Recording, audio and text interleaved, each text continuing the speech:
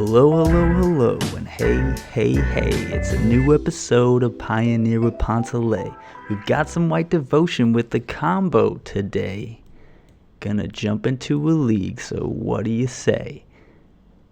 Well, hey, look, it's round one. I hope we have fun. Got the combo in our hands, so I think we'll get it done. What's up, everybody? It's Kevin Poncelet here on Pioneer with Poncelet, and we've got a spicy one for you today. We're going to keep this hand. Hope everybody's doing great. Hanging out with me here at TCGplayer.com. We're going to lead off with, I think, Theros Baby here. So the idea of this deck is Heliod is an infinite combo with Walking Ballista. I'm sure you've seen it before if you've been looking at the new spoilers. It does cost a lot of mana, but we have some ways to mitigate that. We have Idyllic Grange, which can put a counter on Walking Ballista so that we can do it on turn 4. We also have Gideon Blackblade, which can give it lifelink for no mana. So it allows us to do it on, well, potentially turn 4 as well. Yeah, we're going to lead off with Theros Baby here. And potentially crack the clue next turn, potentially play Alcide of Life's Bounty. This was a newer addition, last minute addition to the deck. The fact that it gives protection is a pretty big deal, and it's a pip on turn 1. We are a Nykthos deck. We are a Devotion deck. Cool thing about Arcanist Owl, which we also have in our hand here, is it can get both pieces of the combo. It gets this enchantment god, also gets this artifact Ballista, and it gives you 4 devotion to white, which turns on Heliod all by itself, which is pretty sweet. So it looks like our opponent is playing all the colors, so probably Niv Mizzet, Bring to Light. I'm going to close this, make it look a little prettier here. Yeah, I think here we're likely to just crack the clue. Getting Alcide into play is definitely useful, but it depends on what we draw. If we draw like an Idyllic Grange, then I definitely want Alcide in play because we have everything we need to win on turn 4 with a little bit of protection. I mean, we can't actually use the protection on turn 4, but if we wait till turn 5, we can. If we draw Nykthos, I would like to have Alcide in play, I think, so we don't have to play it later. But, yeah. Feeling pretty good about this. We drew another land, which is solid. We do need our 4th land. Alcide is actually really good to have in play with Heliod coming down next turn, so I'm actually going to play it. I know I said I wasn't going to, but the lifelink on Alcide is pretty good here.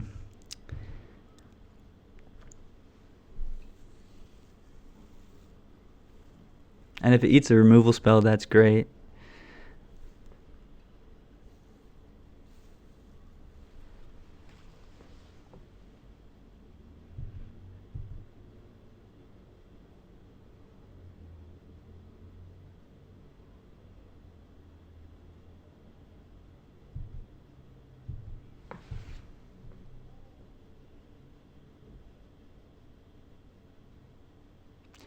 Gideon Blackblade.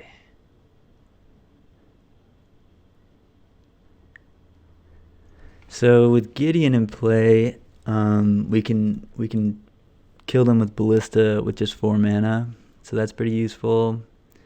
I think I'd like Heliod to be in play here though, and just get the counter right now. I mean, they could potentially kill the Alcide, but I think I just want Heliod in play, because next turn Heliod attacks with the Arcanist Owl. Although I'm not sure that we want to play Arcanist Owl next turn. But Idyllic Grange would just give us the win if they tap out. Idyllic Grange is the the planes that comes into play tapped unless you control 3 other planes, and it's a non-basic planes, and it puts a +1/+1 counter on target creature you control if it comes in untapped. So it works really well with Walking Ballista and Heliod because it allows you to actually like Splinter Twin, like turn 4 kill, where normally it needs 6 mana.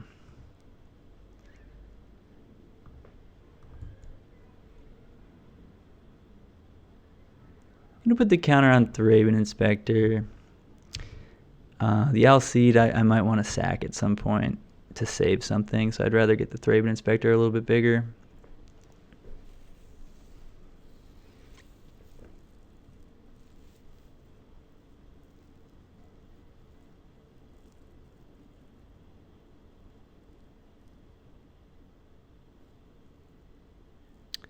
Yeah, this has to be Bring to Light Niv Mizzet.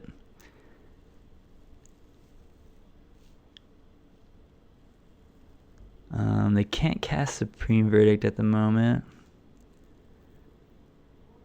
They can cast Languish. Utter End. Ouch. Okay.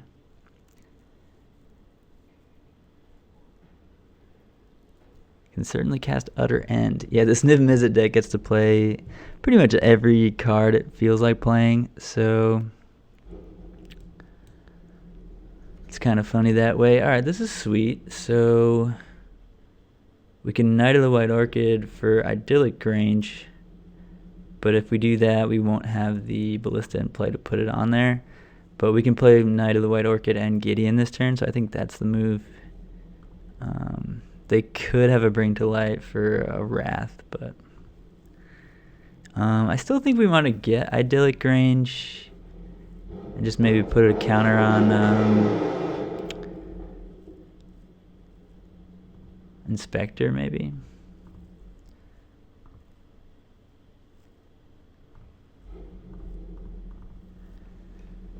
Just keep it rolling here. We're gonna hit the Inspector with lifelink. Get in there. Unfortunately, we can't protect Gideon with Alcide, but we have a lot of damage coming in next turn if they don't have a Wrath. And even if they do, we have a Gideon that can still attack and a Ballista that comes down potentially as a 3/3. If we draw another land, Owl's certainly a great play next turn as well. So we're in good shape. I'm feeling pretty good here.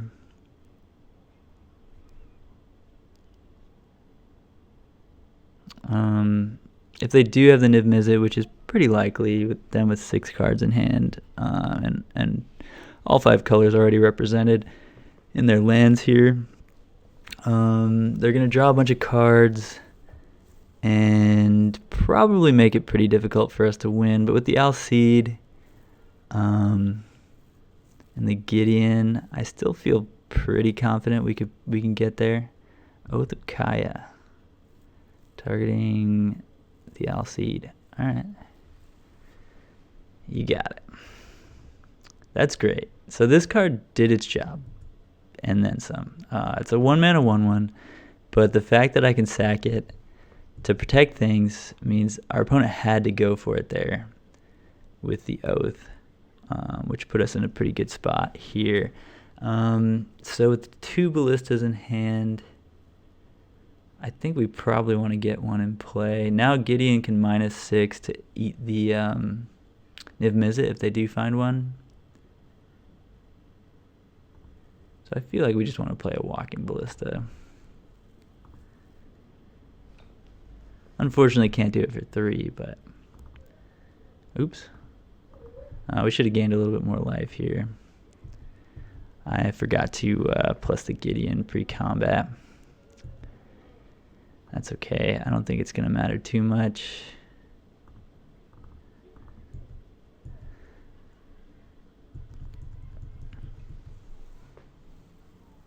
We had them at 3, and then just with another land, we can just kill them with the Ballista if they don't get any life this turn.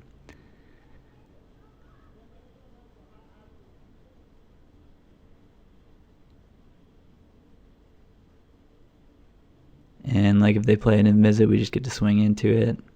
Or -6 the Gideon.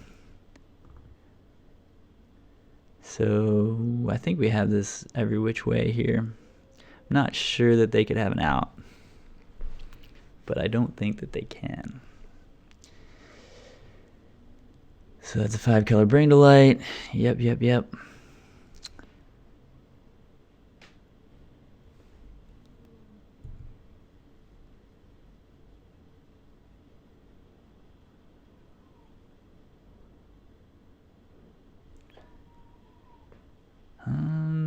Yeah, I really don't know what it could be. It would need to be something that gains life. Well, I guess Tolsmere gains life. It gains 3 life. Alright. 3 life is legit. They're gonna fight the Walkie Bee. Alright.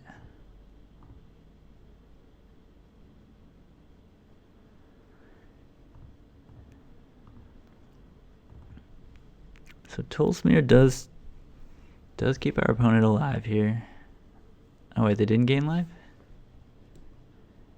Gain 3 life. Oh, cool, because they fought the Walkie Bee, so they didn't gain life. Yeah, they're just dead. I didn't realize it was like an if. Yeah, it's an if because it's just all one thing. Yeah, cool. So we didn't even need to play the other Walking Ballista. We just swing out and win. So our opponent is playing Bring to Light Niv. This matchup, we don't really have a lot to bring in. I guess Gideon's probably fine. Silk Wrap I certainly don't really want. I like Alcide. I like pretty much everything we're doing in our main deck. I think when we're on the when we're on the play, we might want Gideon over Knight.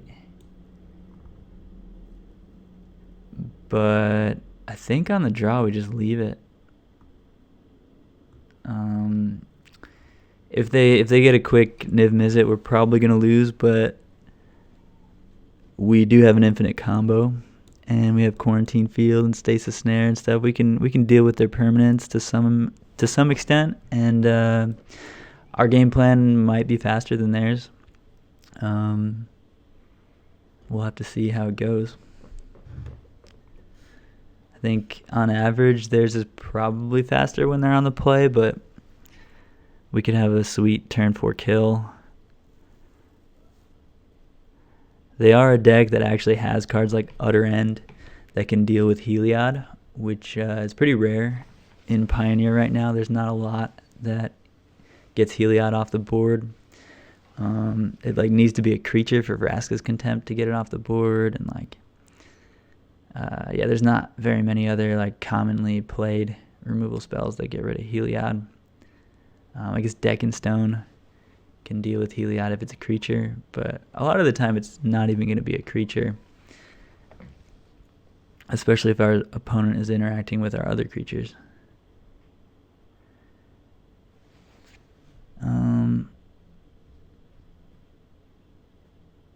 Yeah, I think we keep this. It's got one piece of the combo plus Black Blade, so if we find a Walking Ballista before turn 5, we have the kill. And the 2 idyllic ranges are not ideal right now, but we can just play 1 tapped on turn 1. And potentially another 1 tapped on turn 2, depending on what our draws look like.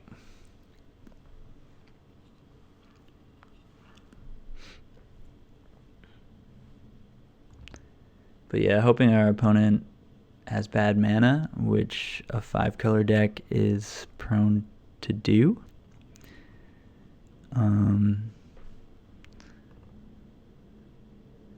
They do have Sylvan Caryatid and a couple other cards that fix their mana, but a lot of it is just like hoping you draw the right duels.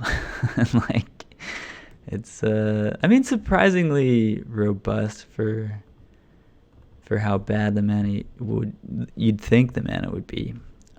It surprisingly does its thing most of the time.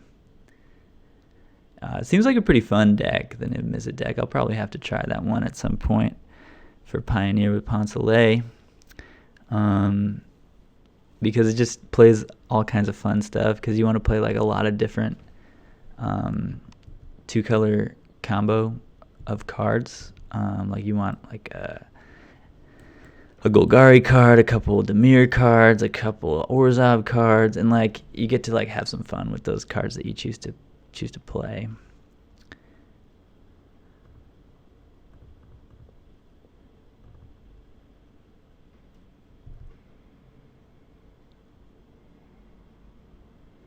So because we have the Nykthos, we can lead with Plains here and just play the Nykthos next turn and cast Gideon or Heliod.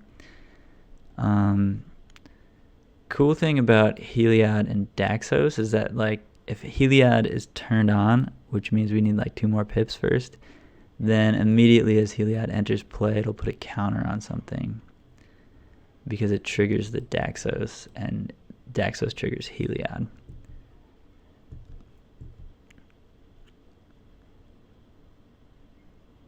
But it looks like we're going to lose our Daxos here. Alright, if our opponent's going to use an Abrupt Decay on a Daxos, I would assume they have a bunch of removal in hand, or otherwise think that they can get to Niv Mizzet in time and close the game out. So they have 4 of their 5 colors already. I think we want Gideon in play here.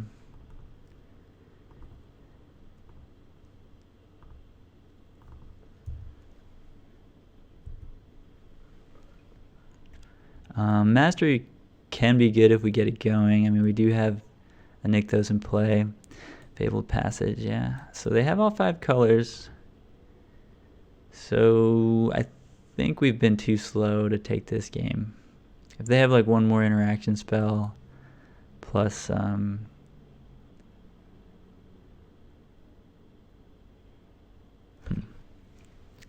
So I guess I want Heliod here. But getting Daxos into play seems kind of good for the 2 pips.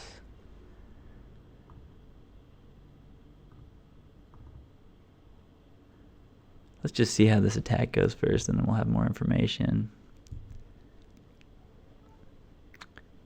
Too bad Gideon couldn't give haste, but I guess haste isn't really a white thing. But this Gideon Blackblade would be really good if it gave haste. I think it's still a solid card. I mean, we're playing it.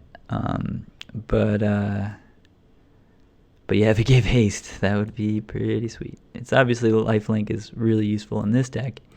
And Indestructible and Vigilance can also be good sometimes.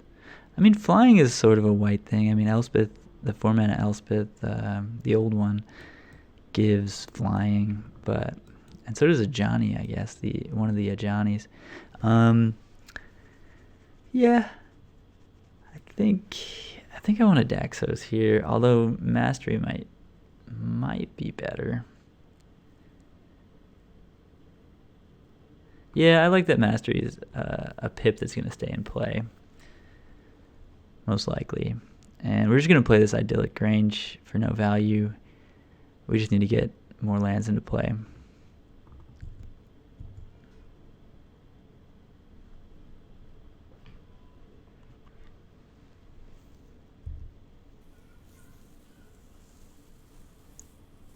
So next turn, if we draw land, we can play Daxos and then activate Nykthos and have a lot of mana. They missed their 5th land drop. We didn't find a land, but we did find Arcanist Owl, which I do want to play.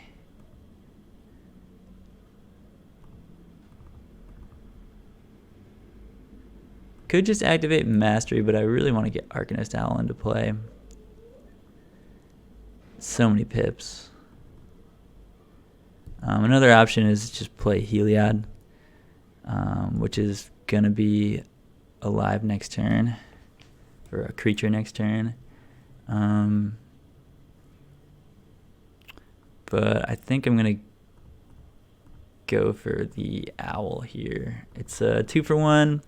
It can give us some filtering here, maybe find us a walking ballista, maybe find us a quarantine field or something else pretty strong.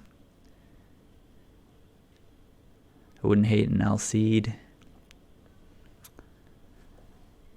or another Arcanist Owl. All would be great.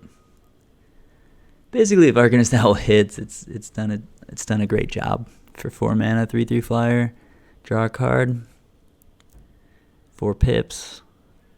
It whiffed, but we didn't really want to draw any of these cards anyway. That's both of our other idyllic ranges. Good to know that we can't hit those. We have, I think it's like 21 hits for Owl.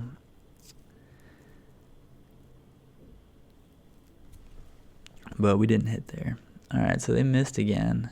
They probably should have a bunch of Bring to Lights and Niv Mizzets in hand. So we really need to just like lay it on thick here. I want to get Daxos into play.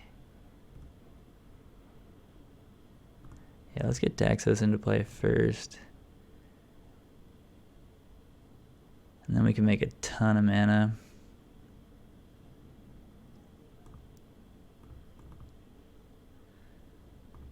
Do this. Let's give something lifelink. Also give something a +1/+1 counter here. I suppose maybe the owl. So we're gonna gain a life from Daxos, like I was talking about, the trigger, and then the Heliod triggers, and we're gonna throw a counter on the owl, I think.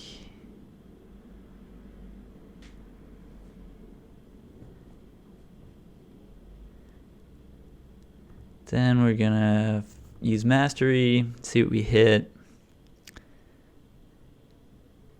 We hit a Mastery, okay. And this is gonna give another counter because of the Daxos. We're gonna throw this one on the owl as well, although the owl is kind of likely to die here. I would assume that they probably would have killed it on their turn. No, maybe not. They just wanted to let me have all that mana, I guess. Seems loose, but what's this? Jund colors? Ooh,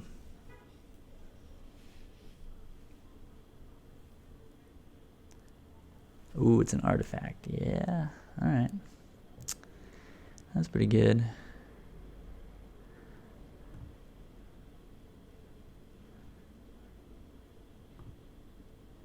I guess we'll put a counter on the Gideon, since Gideon's probably going to stick around here.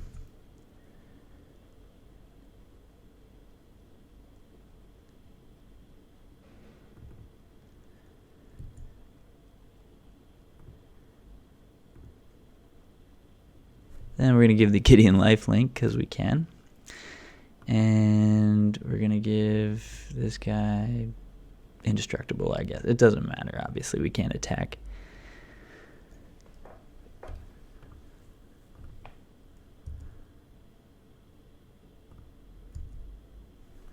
But, yeah, we're getting to fire on all cylinders here. This feels pretty good. Our opponent, obviously, in a bit of a rough spot.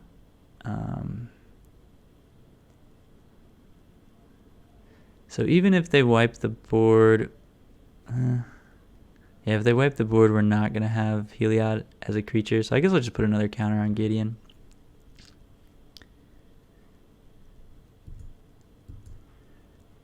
He's got 8 loyalty counters and 2 +1/+1 counters.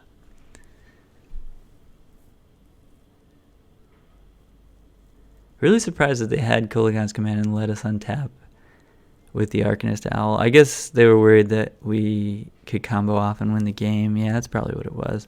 It's like we're playing Splinter Twin, so they kind of have to have to respect it.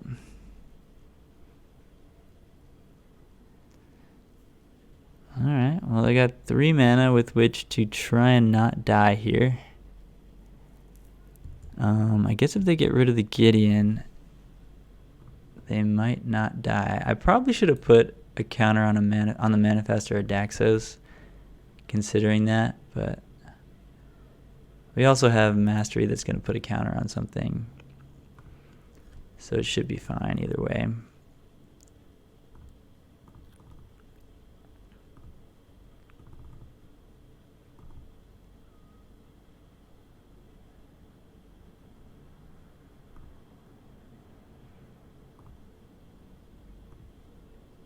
We hit Anafenza, which is pretty sweet.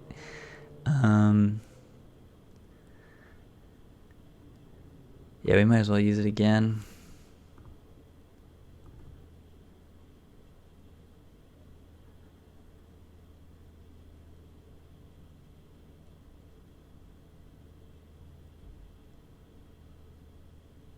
So, I mean, they might be able to stop 1 or even 2 things, but then they're still gonna die here.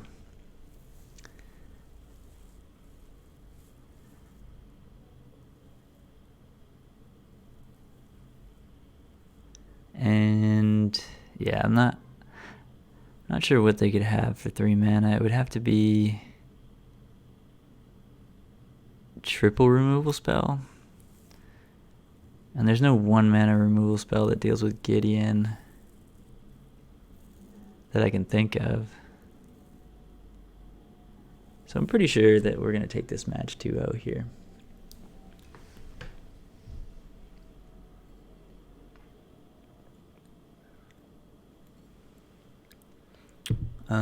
I do think our opponent got a bit unlucky to not hit their 5th land this game. We would have been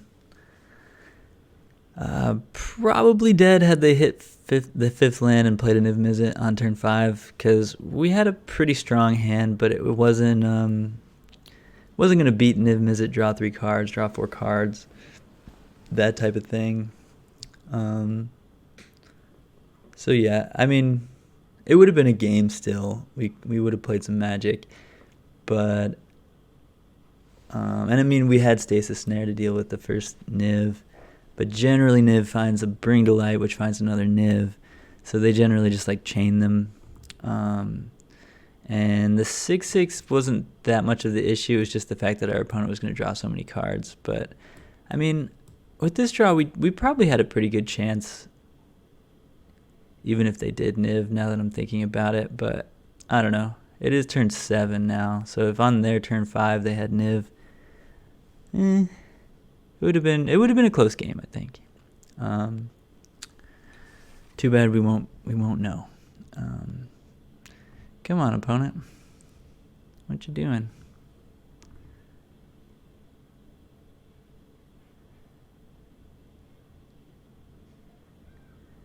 All right. Well, in the meantime, I guess we'll talk about the deck.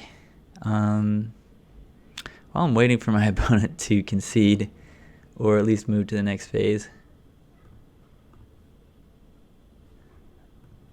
we're going to talk about the deck. So, I guess let's just do the deck tech right now. How's it going? Here's the deck tech while our opponent is not conceding / letting me go to my attack step. It's Mono White Devotion with a combo kill. So if you're unfamiliar with Heliod Suncrowned, because it's brand new, just came out, well, on my end it came out 2 days ago. Well, technically it's not out yet. We're still in pre-release right now, but online you can start pre-release the Thursday before the weekend of pre-release online. So it came out 2 days ago. Is the first day you could like play with the card online. And I've been trying to iterate on this for the past couple days, and this is what I've come up with so far. Myself and a friend of mine, Spider Space, on Twitch. So the way it works is Heliod Suncrowned, when you gain life, you put a +1/+1 counter on something. creature or enchantment. And if you give lifelink to Walking Ballista, which you can do with Heliod itself or with Gideon Blackblade for free, if Gideon's already in play, you then remove a counter from Walking Ballista. It needs to have at least 2 counters on it for this combo to work, for it to start. And you deal a damage to something. Ooh. Looks like they finally let us move to the next phase here. Oh, okay. All right. Well, I guess we did a quick like mini deck tech while we were waiting. But we got round 1, and we're gonna go into round 2 here. Hey, welcome to round 2. Whatever shall we do? We're gonna keep this hand. It's a little bit slow with these 2 Granges. There's 4 Granges in the deck and 4 Nykthos.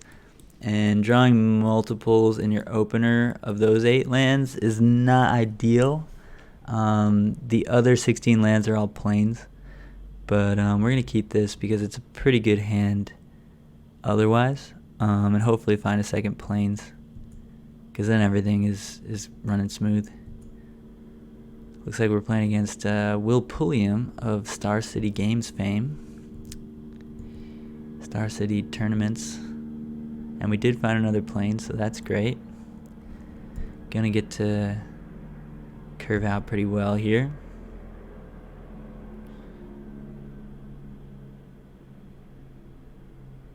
Inquisitive Puppet, interesting.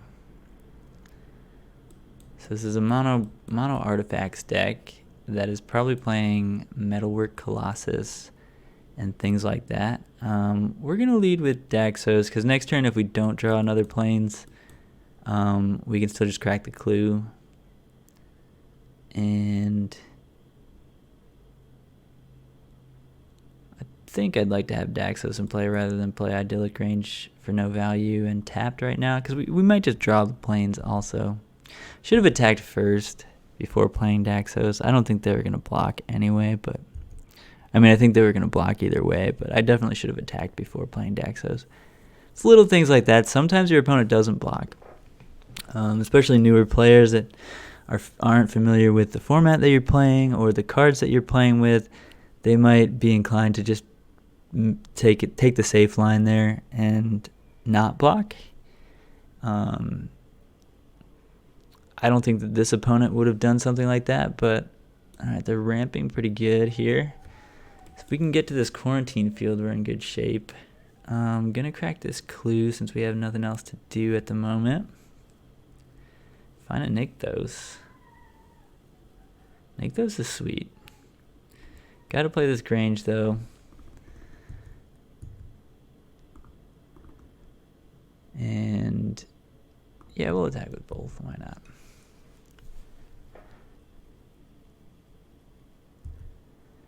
Alright, so we have a Stasis Snare for like Metalwork Colossus. We have Quarantine Field in case our opponent has something else big and crazy. Well, they have, what is that, 4, 5, 6 mana next turn, maybe 7 if they have a land, so that's pretty scary. We need to start getting things going here. I'd like to Idyllic Range onto Thraben Inspector. I think that's pretty important. And then I think we Quarantine Field the Hedron Archive right now. I don't think we really want our opponent to untap with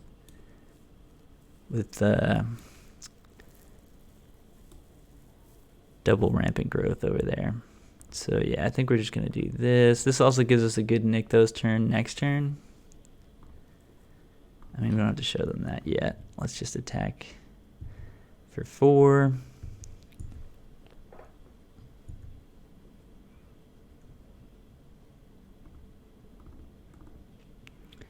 So this is a pretty bad cast out in this case, but the fact that Quarantine Field is so powerful late game when we have a Nykthos in play really puts it over the top, and is why I'm playing one Quarantine Field over like one Cast Out. Cast Out, obviously the cycling is great, and you can find it with Arcanist Owl and then cycle it if you don't need it. So it's like kind of cool, but Quarantine Field, just the fact that you can do such a powerful thing with it, like get 2 things or 3 things or even 4 things later in the game. You just win the game on the spot. It's like not only Plague Win, but just like whatever non-land permanents you want, which is pretty amazing. Alright, so here we can make 5 with Nykthos. If we play the Stasis Snare first, we can't activate Nykthos, so that's not going to work. Make 5 with Nykthos, play Heliod Mastery. Seems pretty good. Yeah, I like that, I think. Oh, I guess we can play Knight of the White Orchid. That's free. Yeah, let's do that.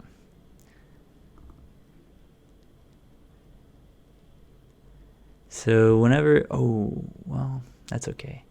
We didn't need that extra counter, I guess. So we have 7. So now that we have 7, we can Heliod Mastery and give something lifelink, so that's pretty sweet.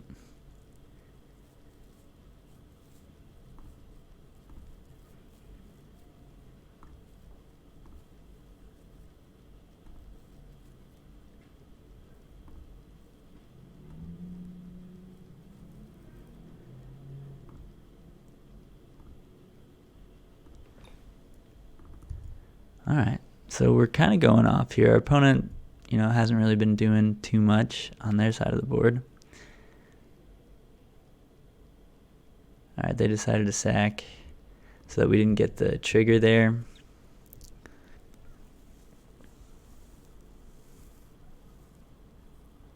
But our board is pretty impressive at the moment.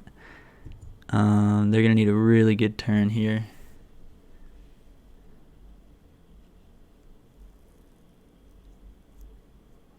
Metalwork currently costs 4. Ooh, okay, that could be a problem if they get another turn, which they're not going to because we have the Stasis Snare for the human. So yeah, we got this one. Might as well play this because it's free. Put a counter there.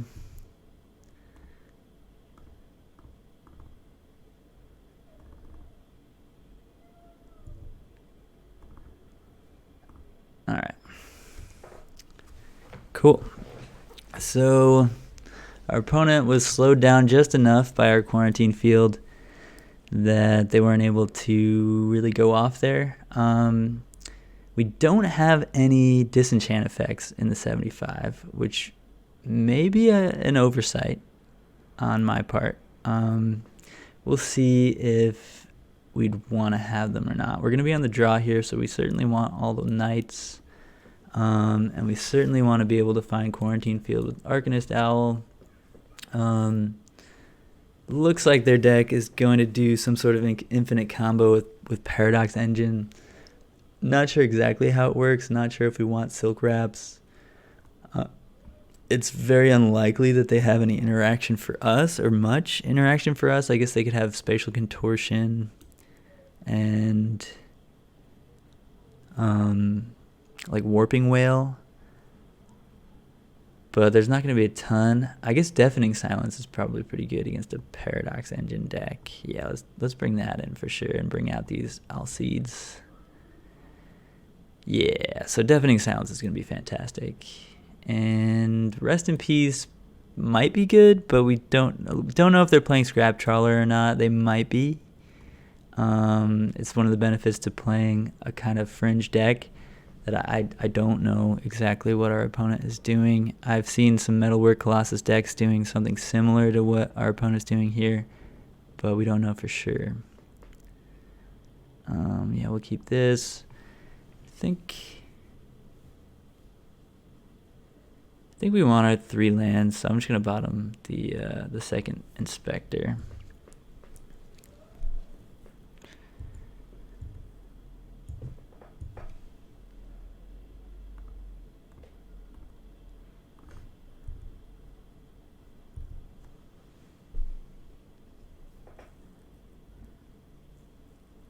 Alright, Blast Zone is a problem at some point.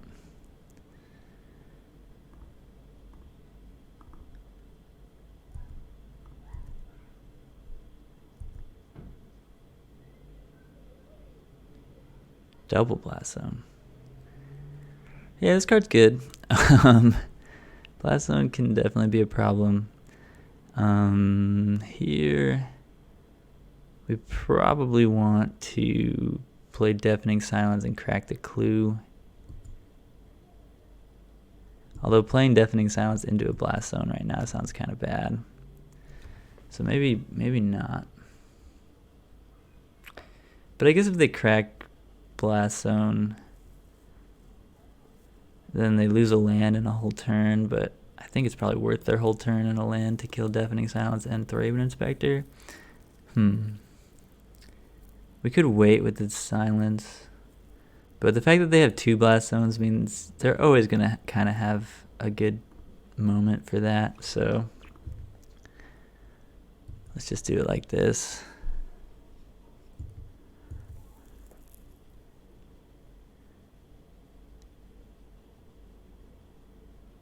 Hadron Archive. Crack the clue. Second Mastery is certainly not what we wanted. Heliod's pretty good.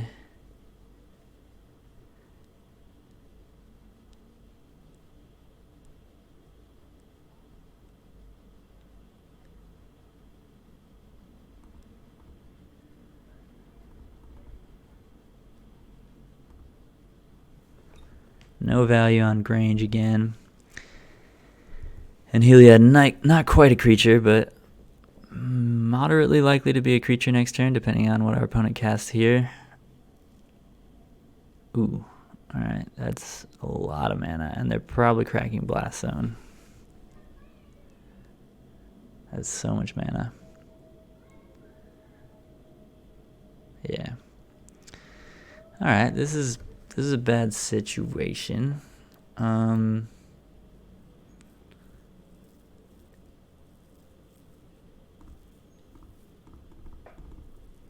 Do this now. We hit that, which is pretty cool. I'm just gonna throw a counter on that. We want the lands in play with Mastery, and we can flip that next turn and play another Mastery and have an active Heliod. But I do feel like we're pretty far behind here. Yeah, we don't have an answer to that, so if we don't draw the other Deafening Silence, or that we might just be dead right now.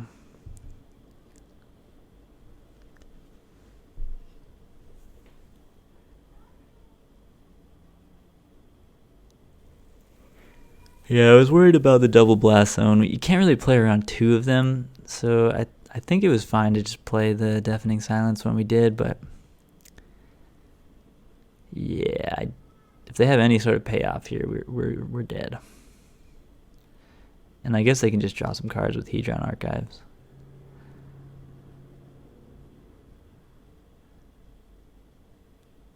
Although they have to untap first. So Quarantine Field off the top would be good. Ooh, Mystic Forge, yeah. Okay. Opponent is going off.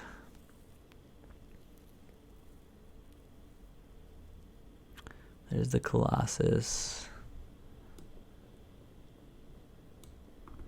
We do have a Stasis Snare for the Colossus, but they're going to go get another one. And then they can kill our Stasis Snare with Blast Zone next turn. Well, not next turn, but in 2 turns.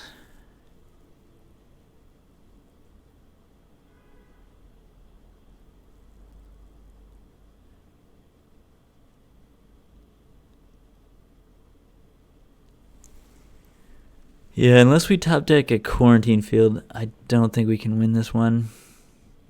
But Quarantine Field's very good.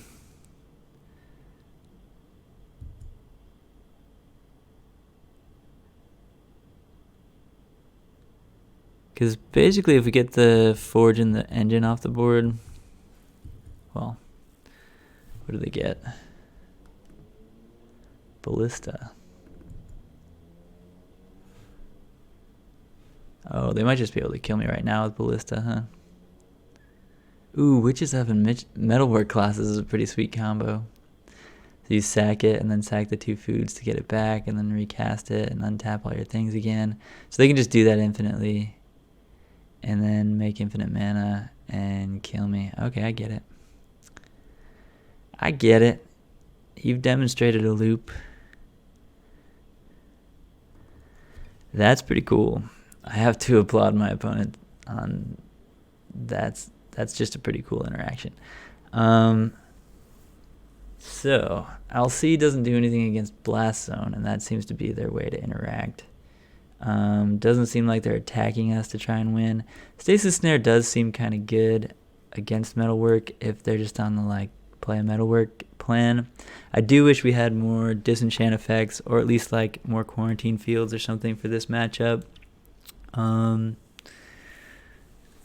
maybe the 3rd Gideon could be like some sort of disenchant effect going forward. We're going to be on the play here, so I don't like Knight of the White Orchid as much. And I think just Gideon. We just need to get them dead. And then maybe one Alcide. Nah, Alcide's not very good here. Probably Boros Reckoner. A lot of pips and does the job. If the job is attack for 3.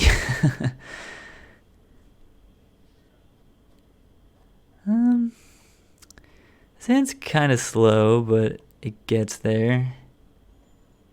I'm going to keep it.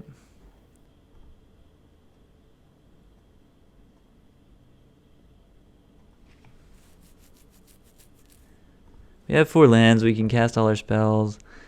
Arcanist Owl could just find a Walking Ballista, and then we win on turn 5 or turn 6. Yeah, turn 5, which is pretty good since they don't have a ton of interaction. And their deck, I think, would generally be smaller or slower than ours. That's gonna name Heliod? No, probably Ballista, huh? Yeah. We don't have a lot of interaction for that, unfortunately, but that was a good draw.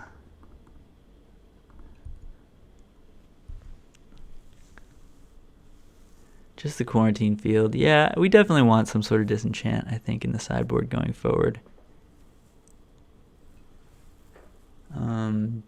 Don't know what the best disenchant would be, but alright, 2 mana past the turn.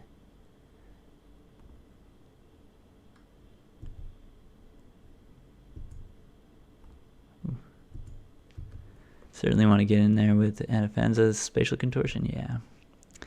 Alright. So we did know that they could have that, and they do. So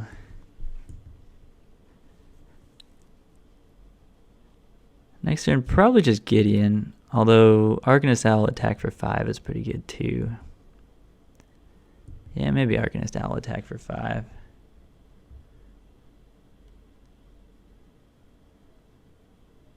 Then next turn, Gideon and Deafening Silence. I don't think they can go off next turn. Like, doesn't look like they have what's necessary there. We found Walking Ballista and Mastery of the Unseen. Since they turned off Walking Ballista is not that good. So I'm just going to grab Mastery.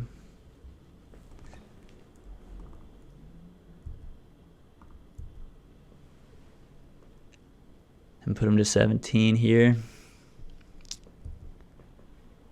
So we have 8 coming in. We can minus Gideon. I don't think we want to minus Gideon, though. I think we're just zeroing Gideon and then maybe attacking with Gideon.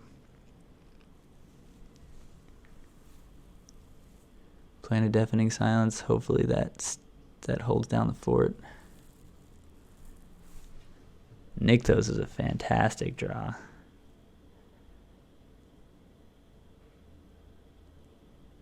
That is a fantastic draw.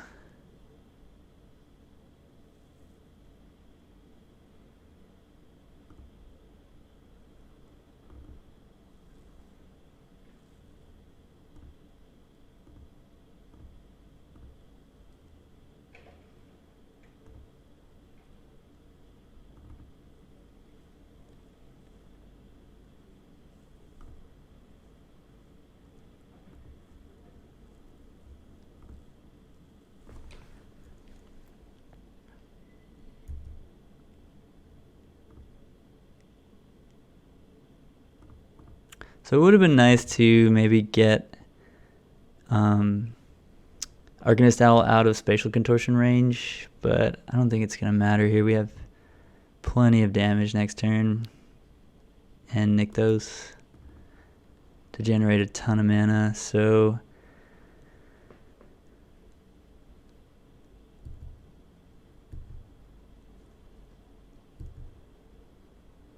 I don't know how they'd get out of this.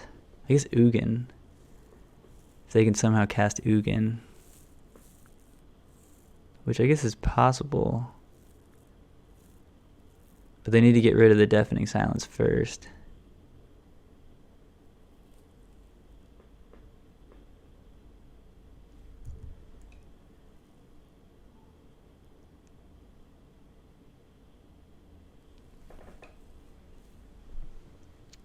Here's a Sears Lantern. Metalwork, crack. Yep. So I guess they can get a bunch of Metalwork Colossuses right now.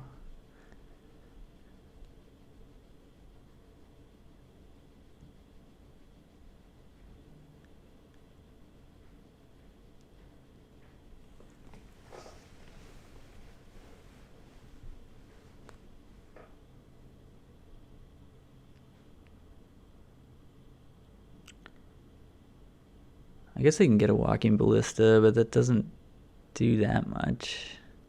It's a 2/2.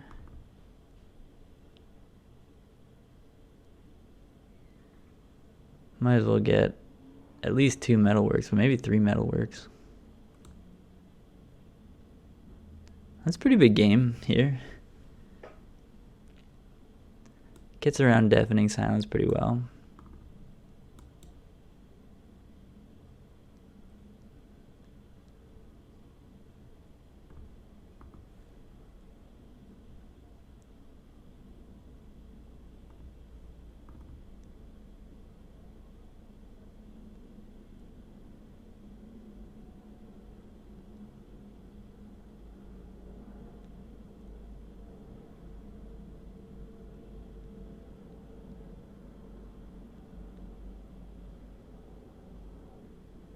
Yeah, they got 2 more Colossuses.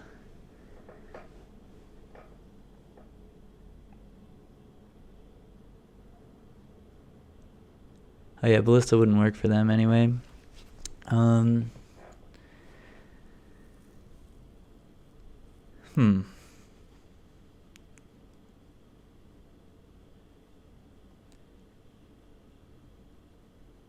So what we can do here is just hope that they're dead when we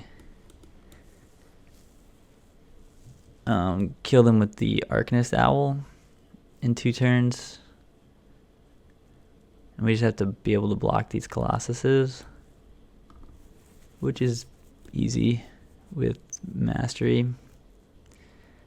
So first things first, let's put a counter on Arcanist Owl. Hopefully their last card isn't a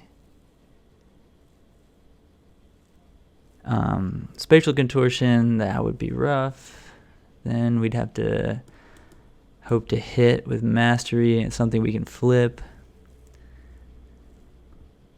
But it looks like we're going to be okay in that department.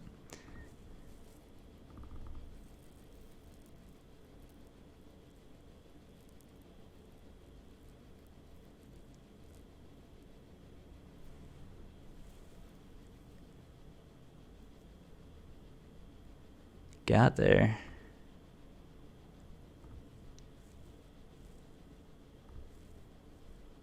Might be able to kill them this turn.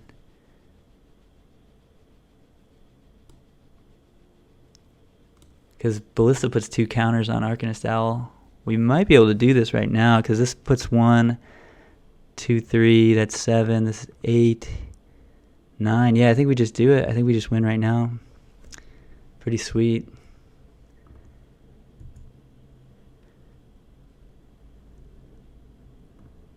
Got pretty lucky hitting that Daxos, but I think it's going to do it.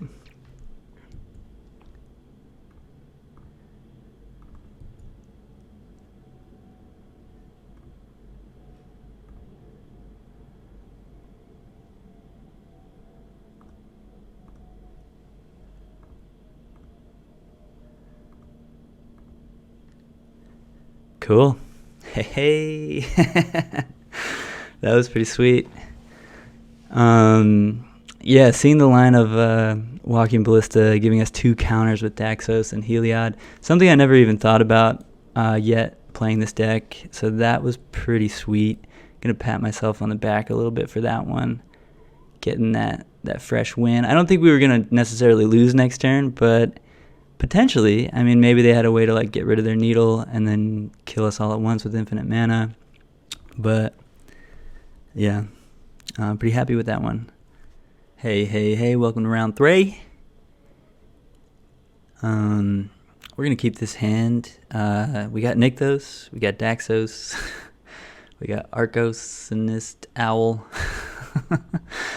Yeah, it's just a fine hand.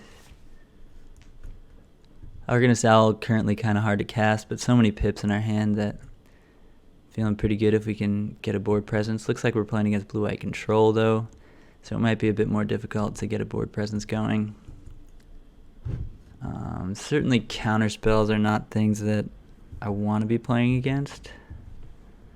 Like Censor here would be kind of sad. No Censor, that's good.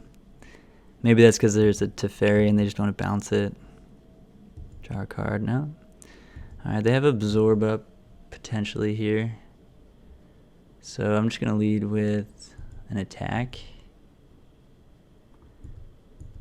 And then we're going to play a Theros Baby. They're going to charm it. Okay. Well, since they charmed it, yeah, we can't really do anything else anyway.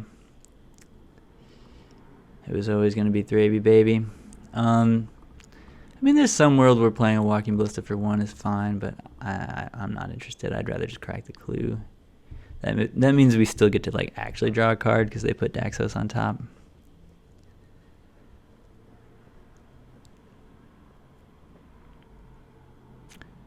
Jace.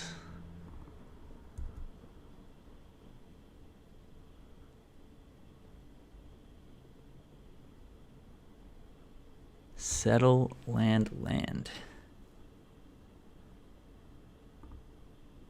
Well, I don't want you to have the settle, I guess, but I might have just given them 2 lands that they needed. Oh no, we did it right. They took the settle, so that's good. We hit Knight of the White Orchid, which is fantastic.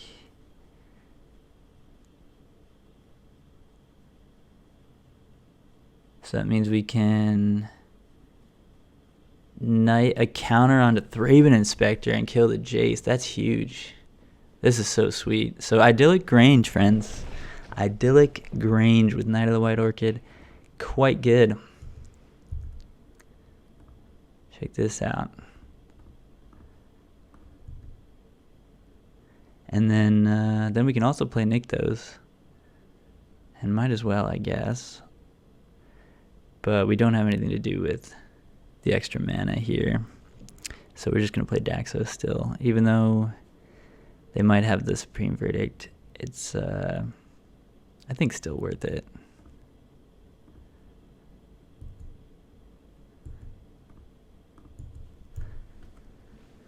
Like, make them have it, and we can somewhat play around Settle since we know about it. I mean, obviously our deck doesn't need to win by attacking. Another upside to playing an infinite combo. They did have the Verdict, okay. That's a really good Verdict. And we still have 4 cards in our hand, though. And we got some cards that draw cards here. So certainly not, like, in a terrible position. The more stasis snares we draw, the worse position we're going to be in, but so we have the Ballista in hand, so I'm just going to take Heliod here. Not a big reason not to. So if they tap out for like a Teferi or something, we can potentially just win the game. Yeah, there's the Teferi. Well, they also might have a counterspell here because their turn 6 Teferi means they can hold up Absorb.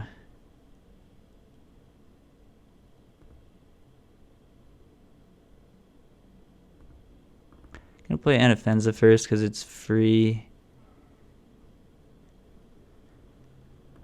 It's free with the Nykthos in play. Like 6 mana. Attempt to Heliod here.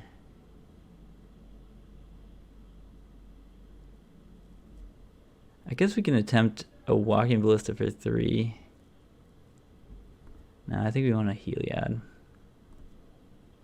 See how this goes. And then we can Walkie B for 2 to kill the Teferi if they do have the Absorb. We're going to opt. We could actually just win the game right here.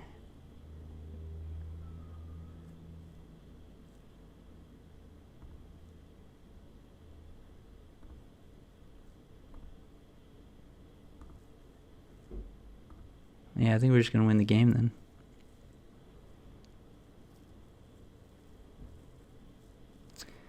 So the way this works is Walking Ballista is going to be a 1/1, but it gets bolstered by Anafenza. And then we give it lifelink and win the game.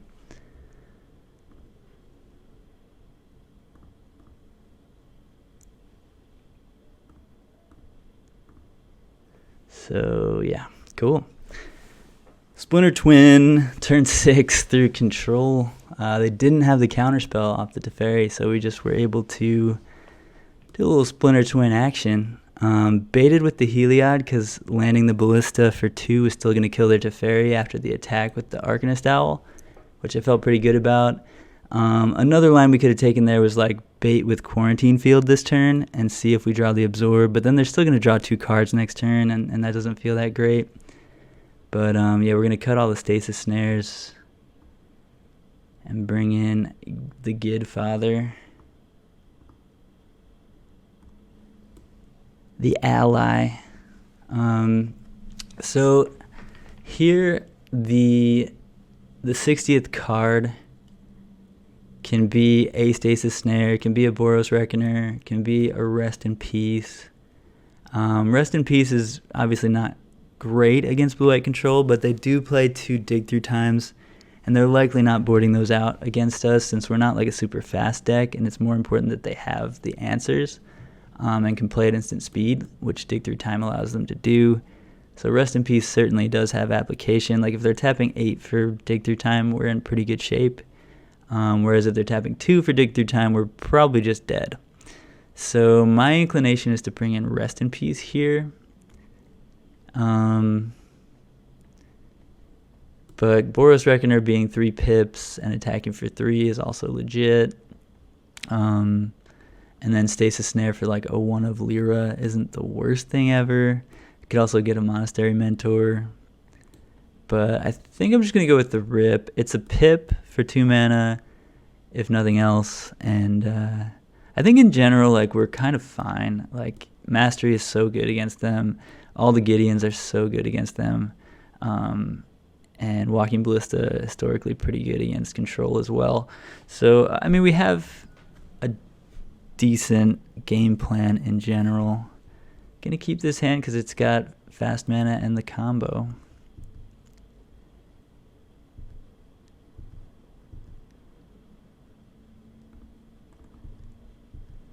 Very unlikely to play Ballista for 1 on turn 2, so hopefully we draw something else to do on turn 2.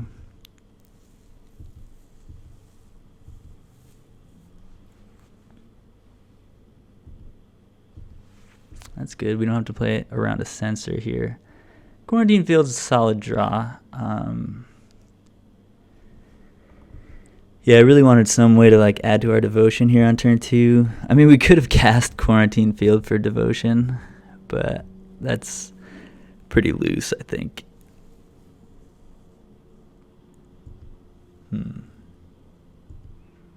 Narset's bad for us because they're going to just draw 2 cards off Narset here.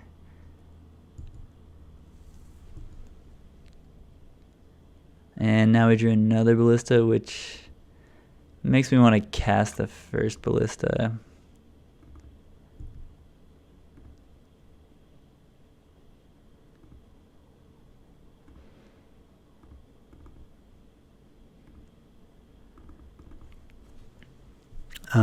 Just to do something with our mana this turn, since we have another one in hand.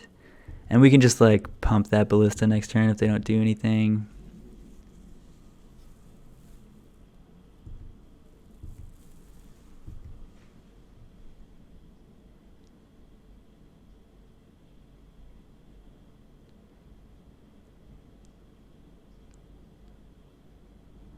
So Heliod's very likely to get countered here. Let's just swing bolt at them. See what happens. Nothing.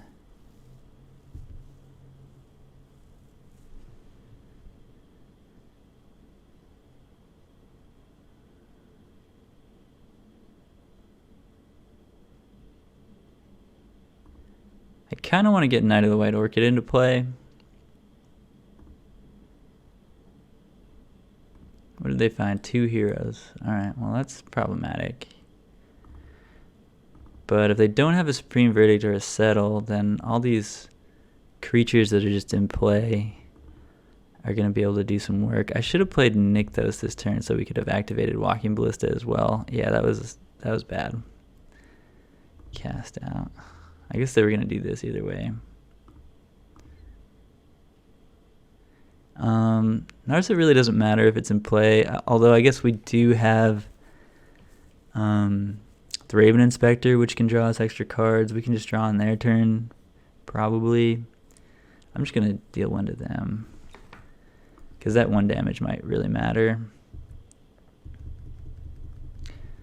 But yeah, I certainly should have played the Nykthos, speaking of 1 damage mattering. They missed their 5th land drop for the Teferi. That's really good for us.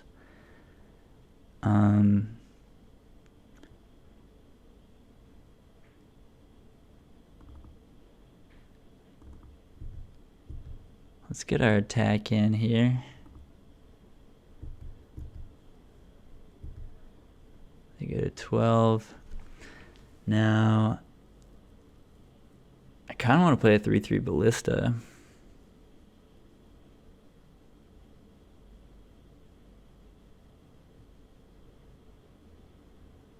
It's going to get countered most likely. Yeah, it's so likely to get countered. Maybe we wait. Yeah, I'm just going to pass.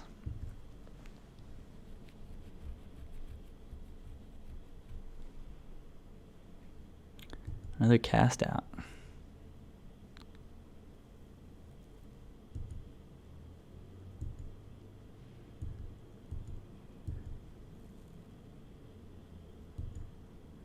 Again, they missed their land drop. Another Ballista. Well, now that we have another Ballista, I think I'm fine to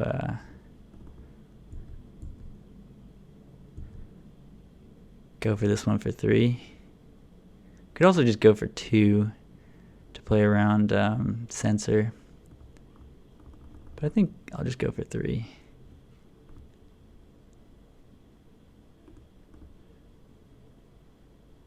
Oh yeah, 3, and we can hold 1 up because we have 7 mana. Right. Absorb, yeah. Okay. That's a bummer because they also gain life with Absorb. Puts them back up to 13. They missed their land drop again.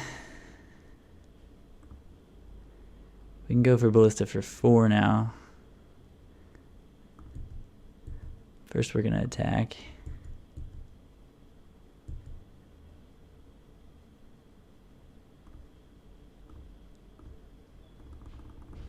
Yeah, I'm just going to go for 4. Another Absorb. Yeah, Absorb's a really good card because it not only counters what I'm trying to do, but also gains them some life, which gives them time to find that land. That 3 life, the 6 life they just gained over the last 2 turns is going to be really difficult for us. Yeah. Ooh, bouncing cast out's a sweet play. I like that play from our opponent.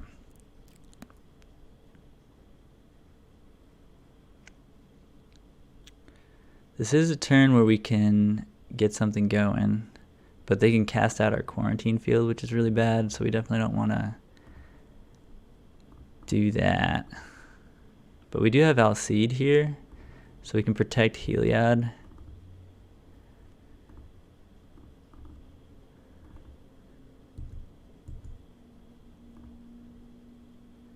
And I suppose we should attack Teferi. Teferi is kind of annoying. And like Supreme Verdicts on our turn is pretty annoying too.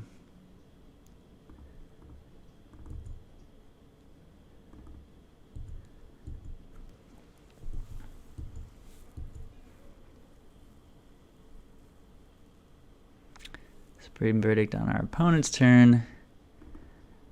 Also pretty good. So we know they have the cast out.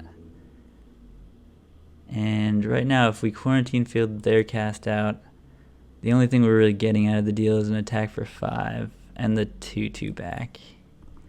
Then they cast out our quarantine field, get back their cast out, which gets our Heliod, I guess.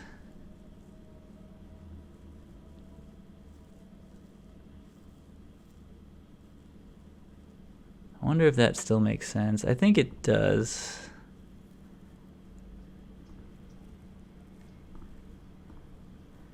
I don't love this play, but the fact that we get in for 5 is pretty nice. I don't know if it's worth it, because Quarantine Field's such a good card, especially if they cast out on the following turn on our Heliod. Then we like get like Teferi and 2 cast outs and just have tons of stuff, and maybe we're supposed to just wait with that. I was a little impatient there, wanted to get some damage in and just kind of make it awkward for our opponent who's choked on 4 lands. But yeah, it looks like they're just going to cast out our Quarantine Field on our turn here.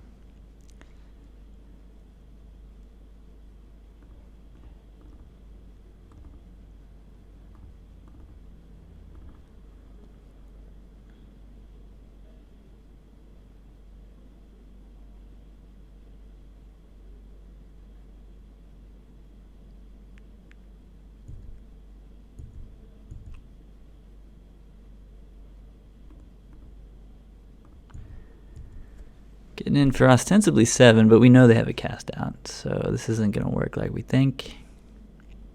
They discarded an Azorius Charm, so they probably have another one of those as well.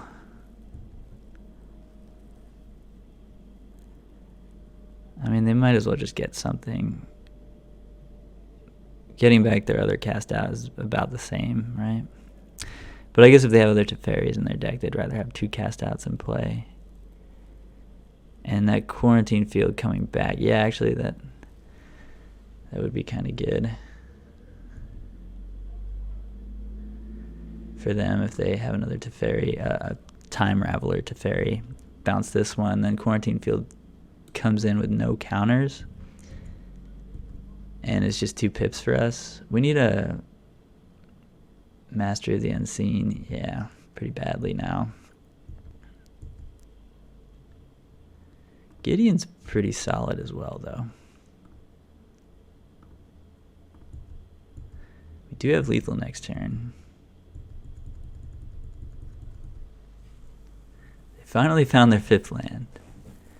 What can they do with it? Teferi. Untap 2, probably have Azorius Charm, so probably can't attack with Gideon. Also, now that we have Mastery of the Unseen, maybe we do want them to Azorius Charm the Gideon. They might just be dead here. And then if they're not, Mastery just kind of wins. We have 8 mana.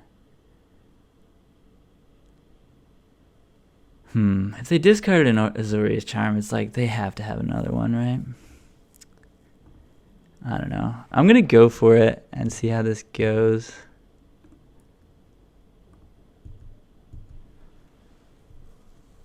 And Azorius Charm is fine, I guess. Yeah, they do have it. Like, we can redraw it next turn. But, Yeah, I guess they kind of had to have had it if they discarded one, but...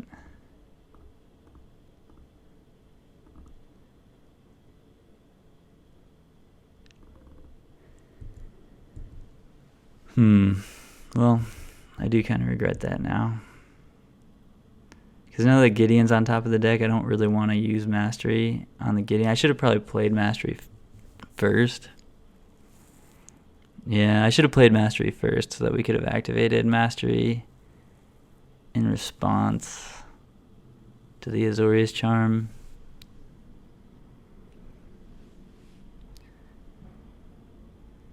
Because I want to draw the Gideon.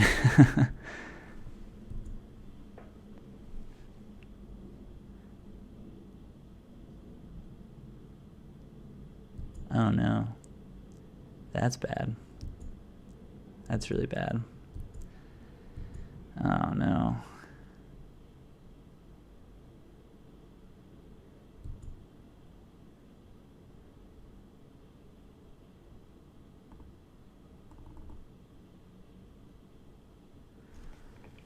Oof.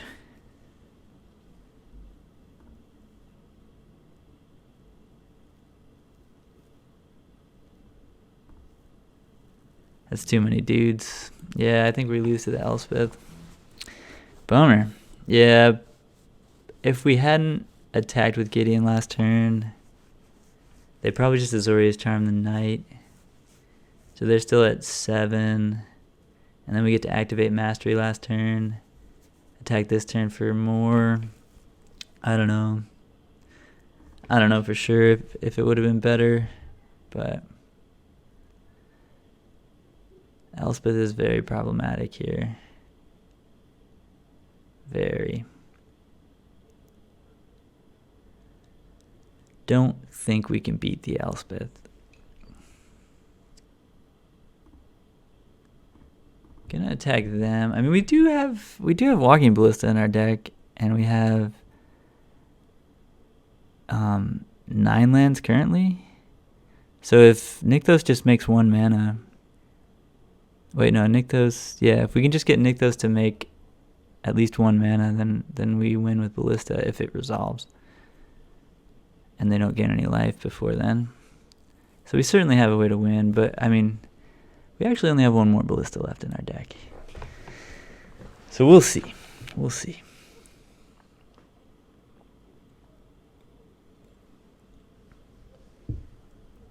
They're going to triple block. All right.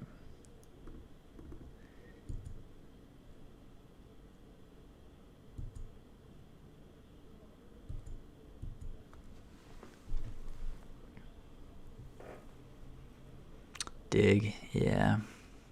This is why I bring in the 1 Rest in Peace. Because, yeah, Dig is going to be very difficult to beat. Now they basically get to double Demonic Tutor. It's not quite double Demonic Tutor, but digging 7 cards deep into a 33-card library. Pretty close. Pretty close.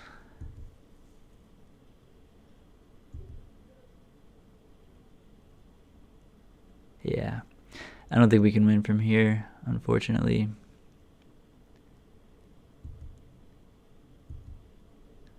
Lyra isn't that much of a problem, but the fact that it gains some life is actually a big problem. Alright, well, hopefully Mastery does something good. Oh, hit a Gideon.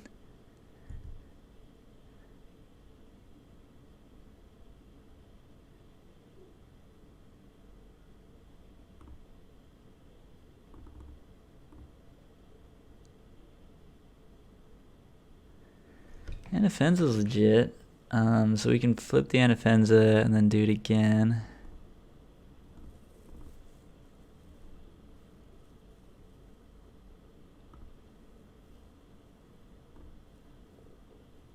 I guess with that trigger on the stack, we could have looked for maybe hitting a Heliod or something. We don't have to do this right now, huh?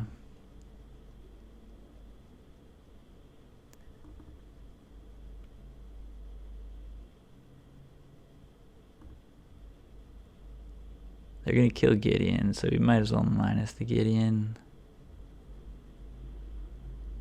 So I guess we should activate Nykthos now.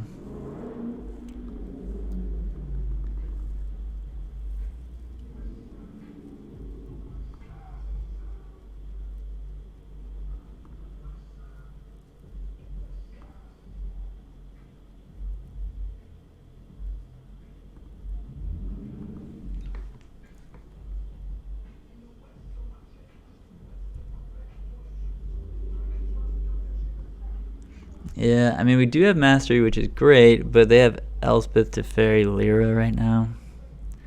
Plus, they just drew 2 cards off the top of their deck, whatever they wanted. So, could probably just scoop here to save time for round 3, or for game 3, that is. Bounce my Mastery. Yeah.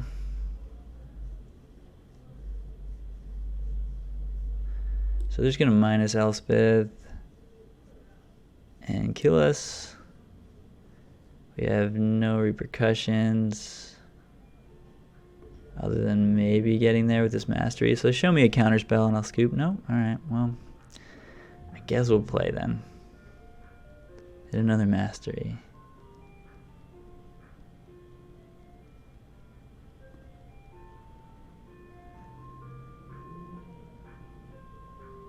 Yeah, we're just going to scoop. Alright. I mean, we could have made them minus the Elspeth and play it out there, but we just didn't have anything. I mean, we could have flipped the Alcide and gained a bunch of life. You know what? Maybe they thought we were just dead. Yeah, I should have played that out, because we could have flipped the Manifest Creature and gained a bunch more life and not been dead. They're getting pretty close to just, like, minusing Elspeth and killing all our stuff, because I kept growing our stuff. So Knight of the White Orchid, not good on the play. I think we want the Boros Reckoners just as dudes that do stuff. And then I think maybe one Stasis Snare for the Lyra. They're clearly going to leave the Lyra in. And it's nice to just have one answer to it. Yeah. Alright, let's hope for a decent hand for game 3 here. I don't love this. We really need to draw lands. We're playing 24 lands. So there are 22 lands still in our 53 card deck. We really need to hit 1 by turn 3. And we really want to hit 2 by turn 4. Which isn't super likely, but I mean, we do have the combo in hand and 2 Gideons, so I think we just keep it. Although I'm really worried that we don't get there, or we draw like another Nykthos or something and just cry. Yeah, I guess 3 of those 22 lands are not good. So that changes the math a bit. Yeah. That's a bad draw.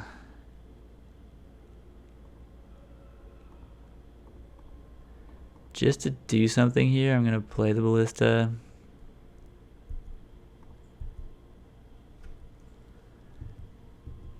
And fingers super crossed that we draw a land here. Otherwise, the game's kind of over, unfortunately. Yeah. Well, we really needed a hit on the top 2 cards. And yeah, I guess that was a mulligan. I don't know. Gideon's just so powerful in the matchup, and we already had the combo in hand. Just so difficult to throw that one back, but just didn't get there. Really unfortunate. I suppose if we hit our land next turn, we still have a chance, but I feel like we're probably dead. Oh my god. Well, that's the worst. Like I said, 3 of these lands are really bad. And $10 says this this Heliod gets countered with an absorb. Oh, a censor. Oof. Hey, Alright. Well, we had a good run. Ugh. Feels bad, man. Feels bad.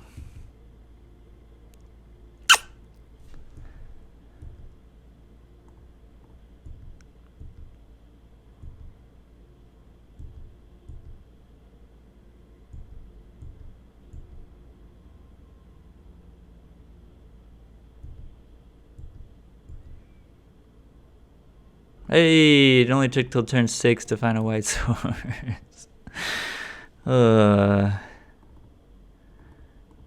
That's a bummer. This is getting countered as well, but we're going to cast it.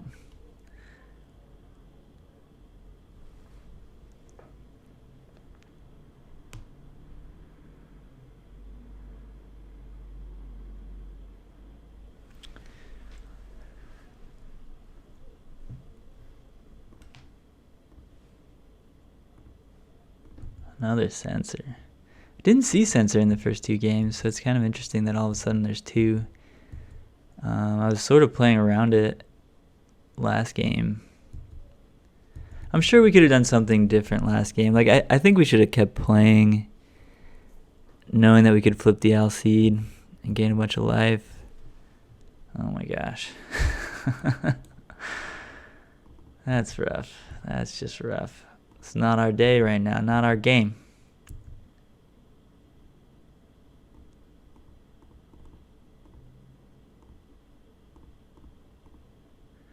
Not our game right now, not our game.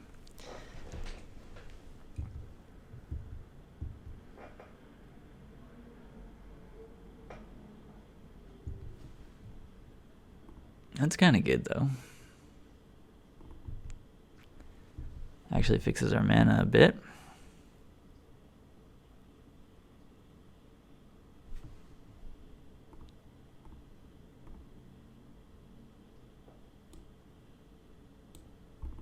It'd be cool if Alcide was like, you could stop a counter spell as well.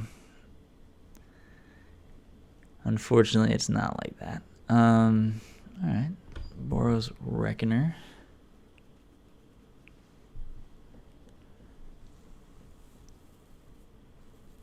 Dig through time. Yeah. Seems good. Seems real bad for us. Alright. No, don't bounce my thing. Anything but my thing. Alright. Well.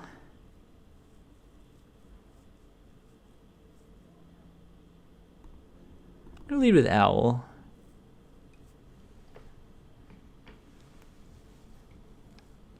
It's a 2 for 1. Alright. 8 and absorb. Opponent has to eventually win the game. So we can just keep deploying threats.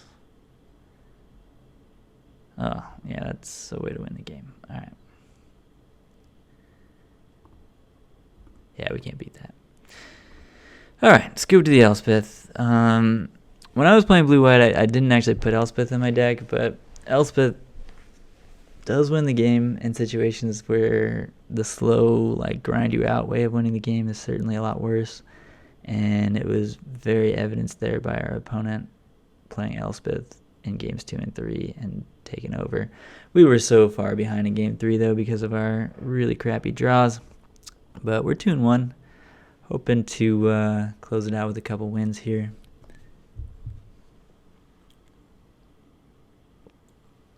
Always disheartening to lose against blue-white because the games always take really long.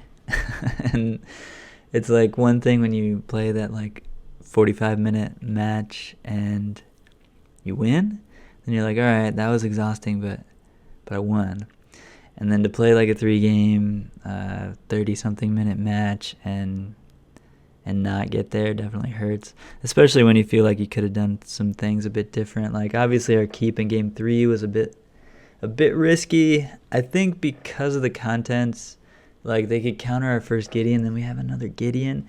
It felt like it was probably fine, but And we had the combo. So I don't know. Like, we had a 1-drop. We could play a Walking Ballista on turn 2. And that's what we did, and then didn't do anything else. But we're on the play here for round 4. Welcome to it. Sounds fine. It's a little bit light on action, and Knight of the White Orchid on the play is certainly a lot worse. But if it's going to be a 3/3 first strike on turn 3, it's pretty good. And then it's going to be a 4/4 with Idyllic range. And the 4/4 first strikes tend to do some work. Looks like we're playing against blue-white control again. Hopefully we can get revenge here. Although I can't say that I'm excited to play another really long round against blue-white control. Hopefully we can draw a Heliod and get the game over with in the next 2 turns. Oh, Mutavaults. This might be Spirits. This is not blue-white control. That's good. I'd rather play against Spirits just to get a little bit more of a variety of decks that we're playing against. So far we've played against different decks every round, which is great.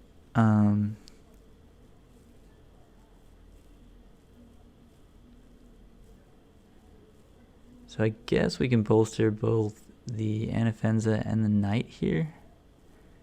And attack for 3 with Anafenza. That feels pretty good. Yeah. That's pretty solid. Not going to get any lands off the Knight, but first strike 3/3s are certainly nothing to scoff at. And it can very well be a 4/4 next turn with this Idyllic Grange.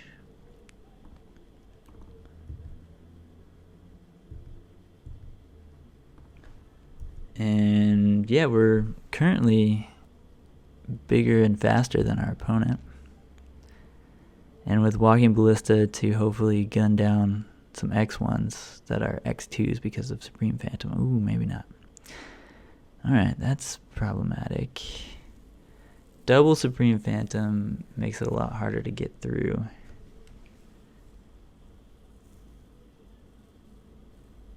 So we can nick those. Add 5, 6, get 3 pips on Walking Ballista, which sounds kind of good, and then attack with both of these.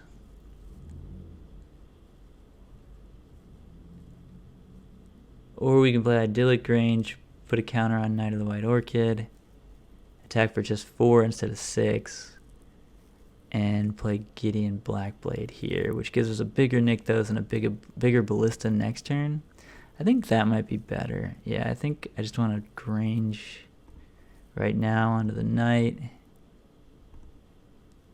I guess I'll have to bolster the Thraben Inspector and give the Knight lifelink with Gideon.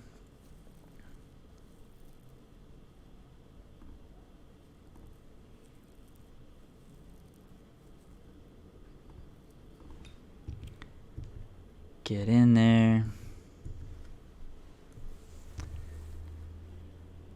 Yeah, the fact that we're going to have just a huge Ballista next turn, I think makes this play a lot better than just playing the 3/3 Ballista. 3/3 Ballista is a little more aggressive than we need to be in the face of what our opponent's up to. They're not going to have like main deck Settle the Wreckage. They could have main deck, and they very likely have main deck Brazen Borrower, and that can be something, but Nykthos is a mana ability, so they can't respond to that. So we're going to be able to make a lot of mana next turn and hopefully get like a 4/4 or 5/5 Ballista.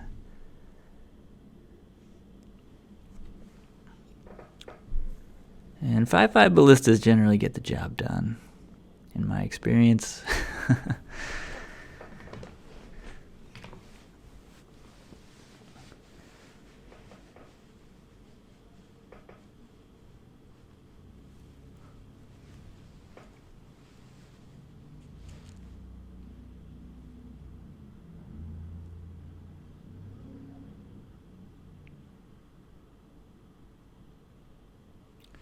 Coming in with both Phantoms at the Gideon. Interesting. Did not expect that.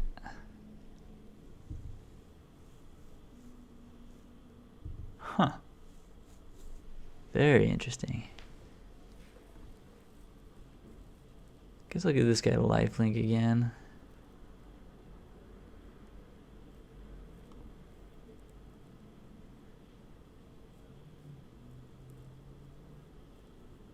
Mastery is, we lose a pip. So I think we just activate 7, 8. Ballista for 4. Bolster on the Thraben Inspector, I guess.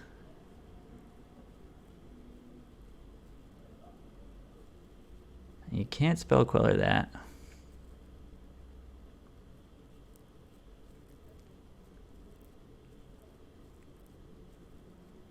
But they very likely have a spell queller in hand.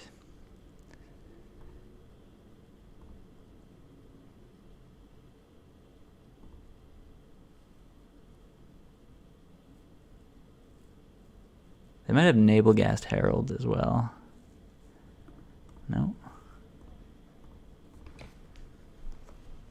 Yeah, that attack with the 2 Supreme Phantoms was pretty bold.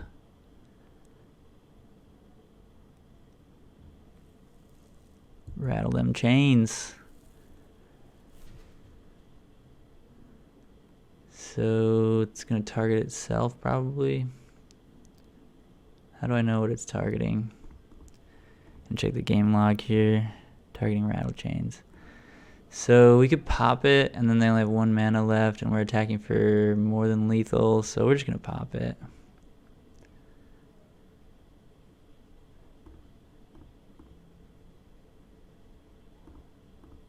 I mean, I guess now, since the rattle chains is in play, they can play a Mausoleum Wanderer.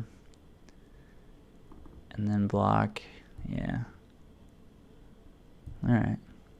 So they're not dead, but they're going to be dead next turn, so it's not a huge deal.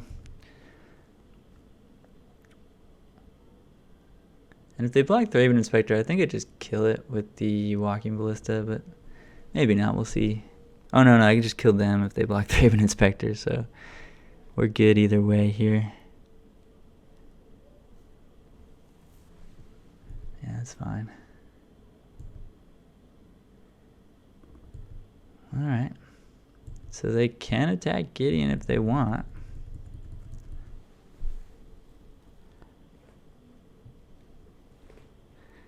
So because they had double creature, I can see the attack. But yeah. They were a little too slow that game. Their Glacial Fortresses coming into play tapped were just too big of a downside. I really don't like Glacial Fortress in the Blue-White Spirits deck. It might just be a necessary evil, but as you saw there, it's pretty bad. And they're not playing as many lands as, say, like Blue-White Control, which can get away with Glacial Fortress a lot easier. Lots of basics in that deck. The Blue-White Spirits deck, I don't know about Glacial Fortress being a 4-of. I think a lot of people are playing it as a 4-of, and I don't know. Alright, so Silk Wrap's great. And Settle's fine, but I don't love Settle against Mausoleum Wanderer and Spell Queller. Quarantine Field is probably necessary. I don't like Black Blade because of how easily they can just get him dead. Mastery is kind of slow in this matchup and doesn't block any of their stuff, so I think Mastery is not good enough. Alcide probably can go down to 1. Oh, also we're on the draw, right? Yeah, we're on the draw, so we do want Knights. Owl's obviously good because it can block their flyers. Quarantine Field can get us out of a bad situation. Settle can also get us out of a bad situation very well. It's just pretty weak to Mausoleum Wanderer and Spell Queller. It's probably still correct to play, though.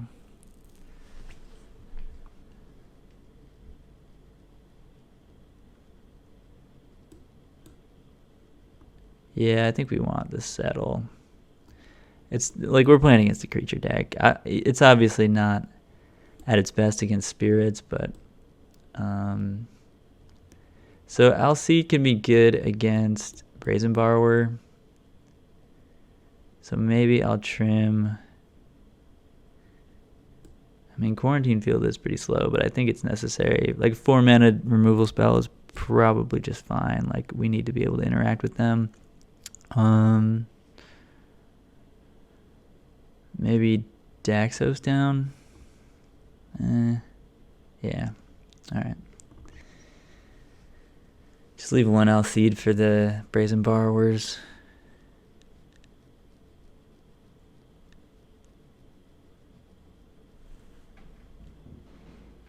All right, this hand's good.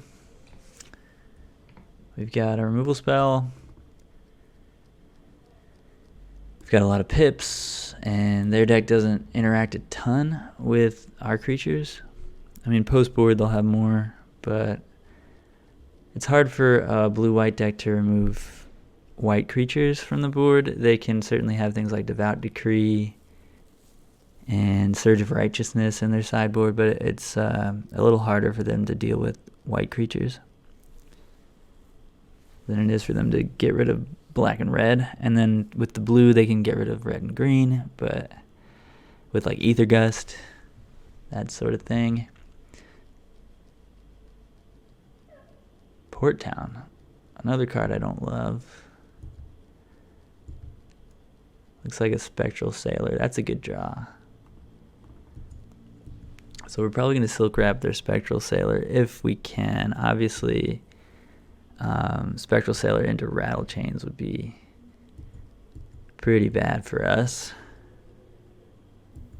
It's the downside to Silk Wrap being sorcery speed.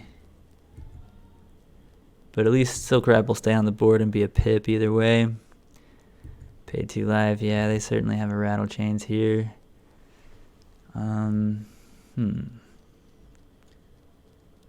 Which makes me kind of want to just play Walking Ballista, but I think holding Walking Ballista for later is going to be pretty big too. So instead I'm just going to play this Anafenza and wait until Rattle Chains is already in play to do the anti-Rattle Chain stuff. Yeah, I was not going to play into the Rattle Chains. There's just too much of a blowout. I'd rather have a 2/2 in play that pumps our team.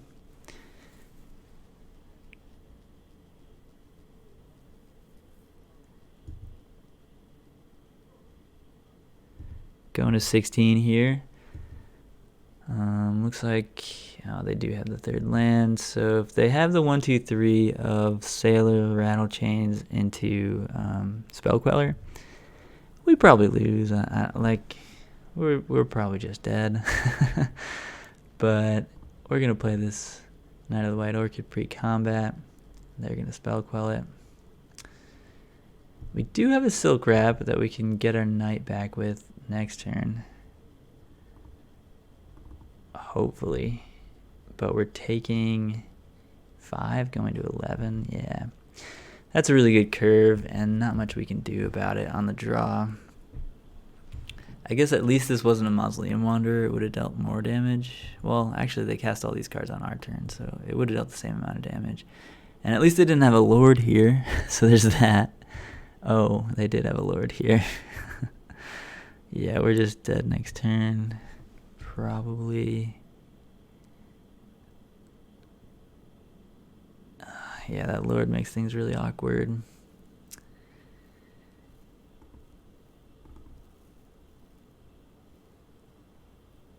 So, yeah, we're going to Silk Wrap the Spell Queller. Get back our thing. Oh, we don't even get the land. We don't even get the land. I'm just going to scoop because I clicked no when I was asked if I wanted to put... if I wanted to cast Knight of the White Orchid, but I didn't realize I didn't play a 4th land, and we weren't even getting a land off that, so we probably should have just played the Arcanist Owl, and that was a pretty big punt. Yeah, it was just Arcanist Owl there, and hope to hit like Stasis Snare or just more silk wraps, which would have been fine, actually. I think, yeah, it was a really bad turn on our part. I think we were still very, very far behind and likely to lose either way, but I would have liked our situation a little better. I think on the play, Gideon's okay.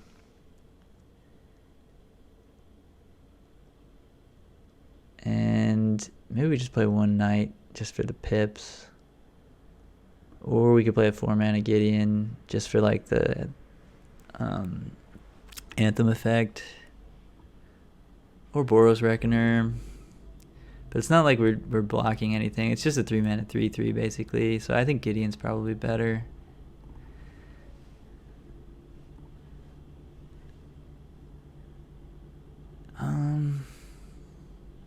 Double Stasis Snare is good. We do need to hit a third land by turn 3 that comes into play untapped. But we have a lot of those. I'm going to keep it.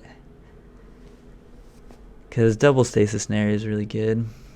The fact that this has flash is a big deal.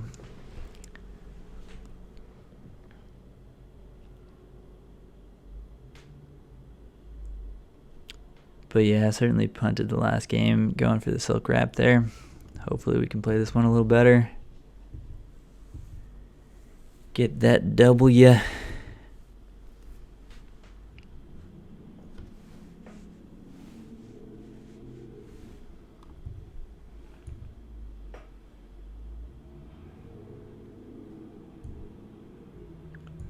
Alright, probably Spectral Sailor again. Did hit the third land, that's big time. Got it on our first draw step. Pretty happy about that. No. Alright. No Spectral Sailor's good. Probably have a Rattle Chains. And I might just want to Silk or Stasis Snare it, actually. I probably do if they want a Rattle Chains here.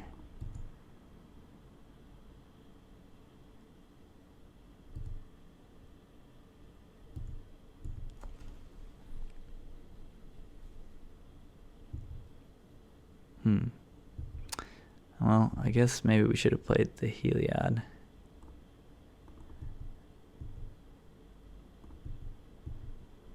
But I guess we're fine here. We have 3 pieces of removal, and we can just keep passing the turn. If they like tap out for something, we can Silk Wrap or Stasis Snare it. And we're getting damage in.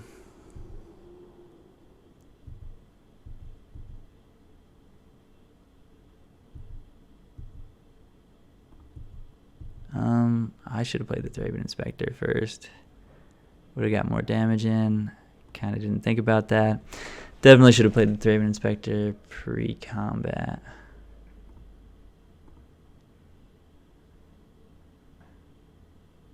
Yeah.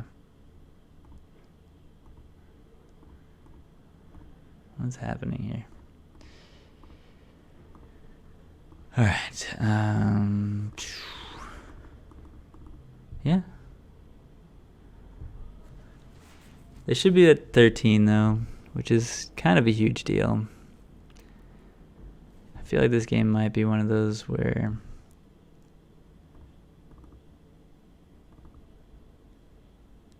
ooh, 3 Heliods.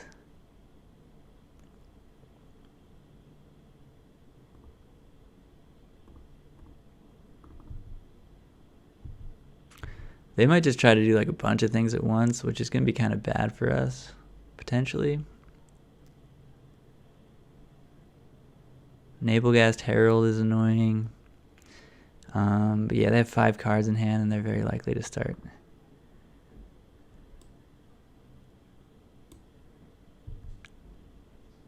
Start going ham.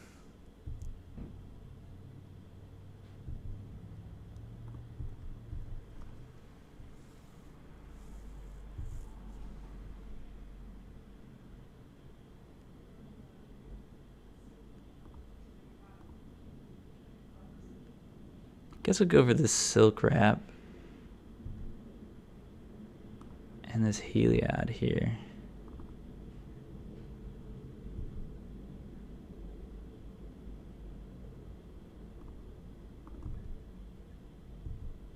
probably should have put it on the Thraben Inspector to make Anafenza not such a juicy target for another Nabelgast Herald.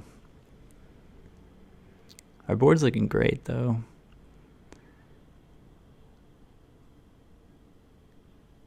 And double Stasis Snare in hand feels really good.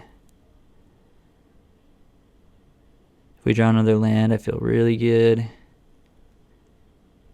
What's this? The 2/3 bird?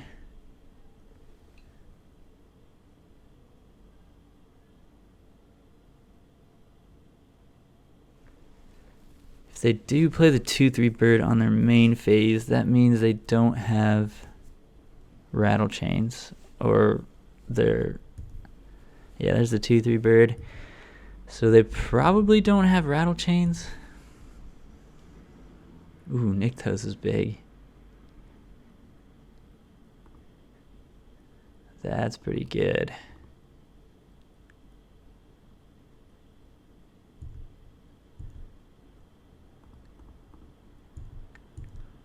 Settle, they can't cast.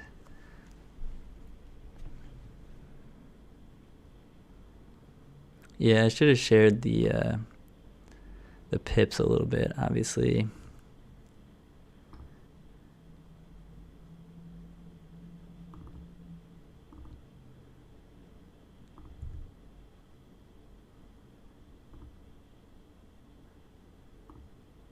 There's 3. And I'm feeling pretty good. We can make 1, 2, 3, 4, 5, 6 mana. Yeah, we can cast Bolt Stasis Snare still. Feeling great here. Unless they have a settle, which we don't have to fully play into. Spell Queller. I think while they're tapped out here, I want to just double Stasis Snare. Oops.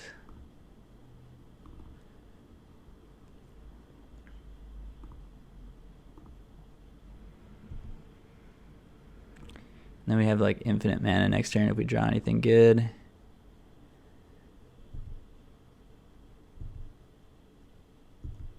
And 2 more Heliods in case they deal with the first one.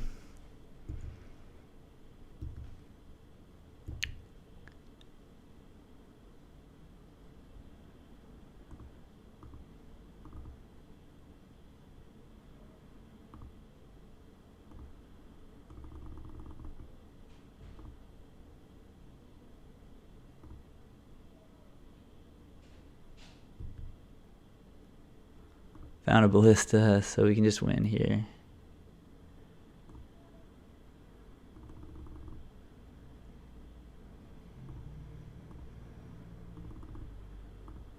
Should do it for more, though, so they can't spell quell this.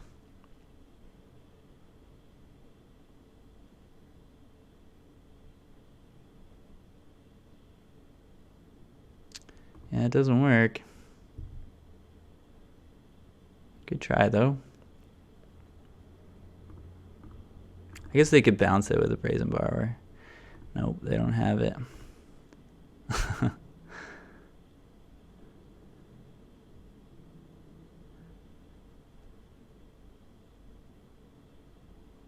Alright, so we got to do this Splinter Twin thing. Arcanist Owl finding us Walking Ballista. We were obviously in very good shape there. I was a little scared that our opponent would have a bunch of flash creatures all at once, but we were able to just like play a couple threats and ride them to victory there. Yeah, Heliod and things that just accrue advantage over time certainly get the job done in these like not super aggressive creature mirrors. All right, how's it going? Welcome to round 5 here with Mono White Devotion Combo. We've got a 3-1 record at the moment, so we're gonna hope to close it out with a solid 4-1. This is not a keep, and this hand's pretty bad too, but we're gonna keep it. And I think we want to bottom the Knight.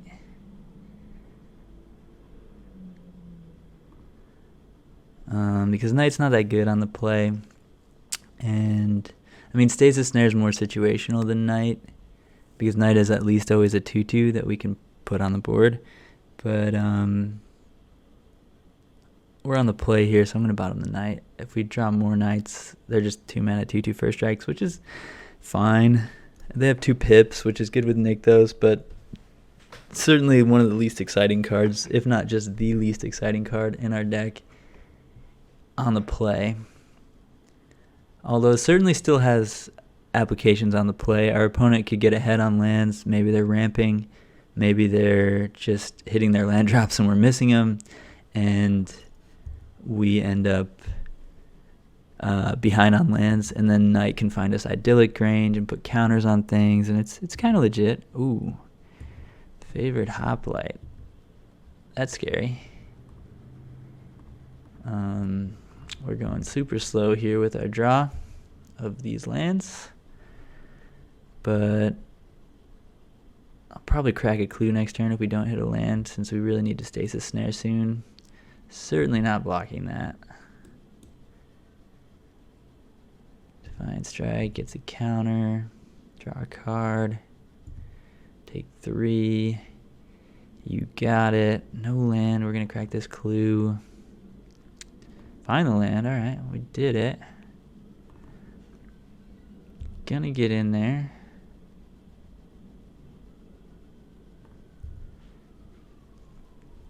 Alright, so we hit our 3rd land drop. That's big time.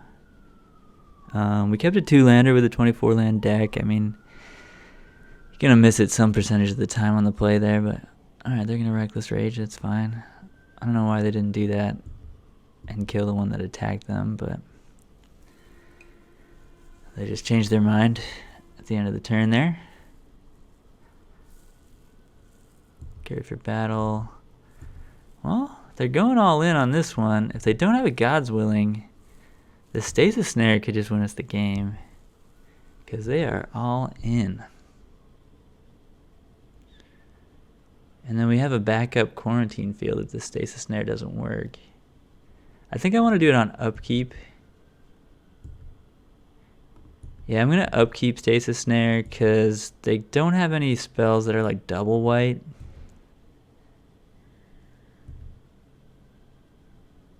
And this will tap them out on their turn if they do have the God's Willing. It's got to be one of those 2 cards, though.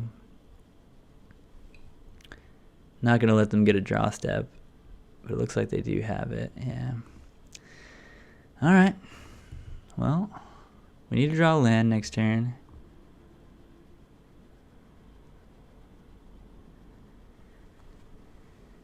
I mean, otherwise we can just block it with Thraben Inspector. Probably shouldn't have attacked with Thraben Inspector also. Kind of regret that, in case they did have the God's Willing. But 1 card in hand, hopefully it's not good. And we're at 6.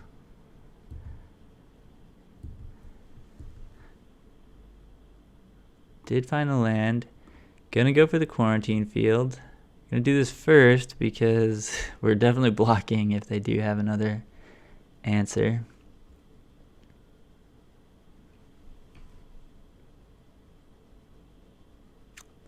Potentially want to leave back the Thraben Inspector either way. No way. Reckless Rage, okay.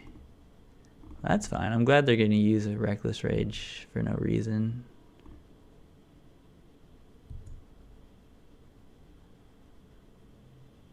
That's kind of great for us. And now if they just like play a 2-2, we can Ballista it down. Feather's a really good top deck for our opponent, though. Woof. Well, oh, wow, but we hit Nykthos.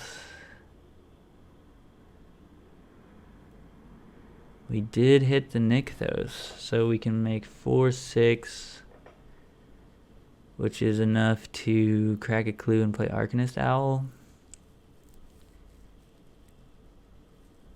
which isn't that great.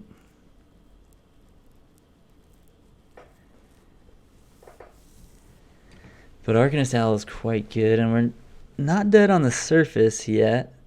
And then next turn we can make a huge Ballista that can hopefully, if they brick, do some work against Feather. Wow, that was a really good top deck from our opponent there, though. Yeah, we should certainly play the Nykthos first and do this.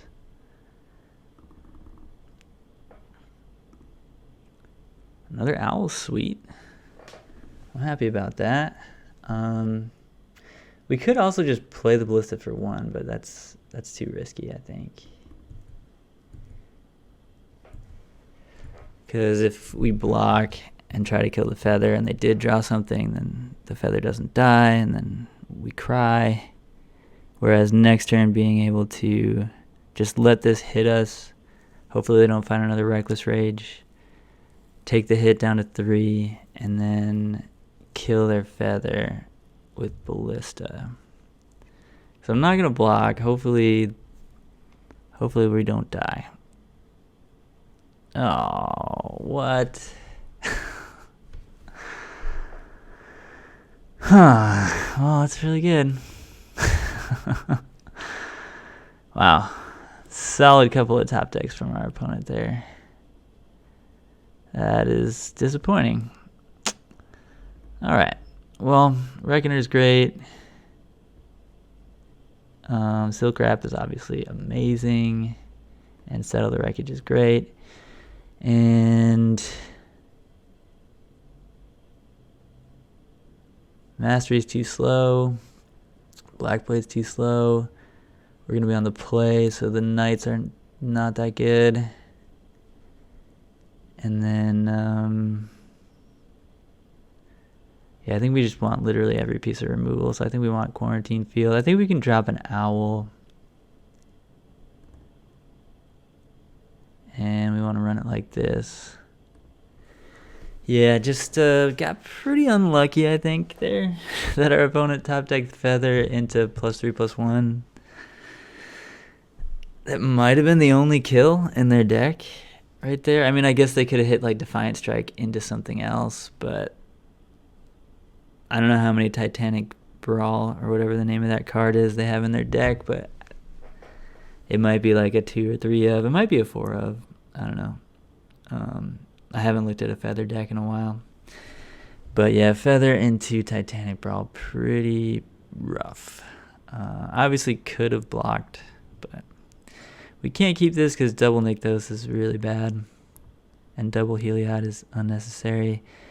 Can't keep this either, so we're going to 5.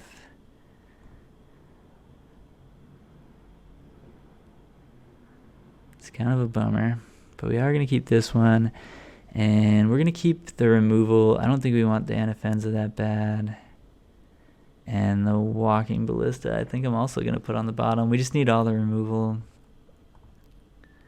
We're the control here for sure. So I like this hand a lot, actually.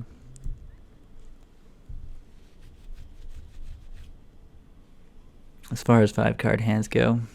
Oh. Well, drawing the second Nykthos is the worst possible, but hopefully we draw a little bit better than that going forward.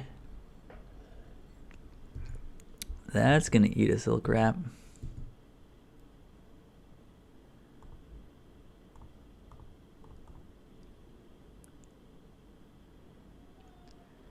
I guess we could have held up Stasis Snare, but then if they have the God's Willing, doesn't work. And then we could double Silk Wrap potentially on the following turn, but that's going to eat another Silk Wrap.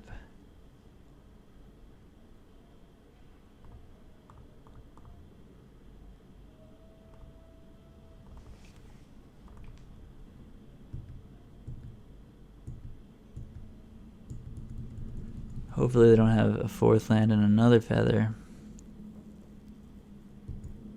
Well, now they have 1 mana up.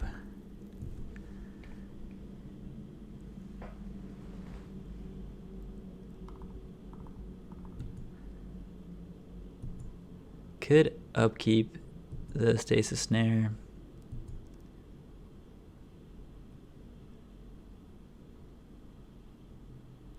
I think I do want to do that.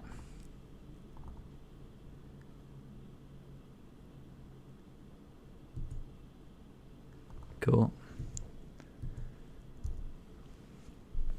Maybe they do have another feather, but they're waiting.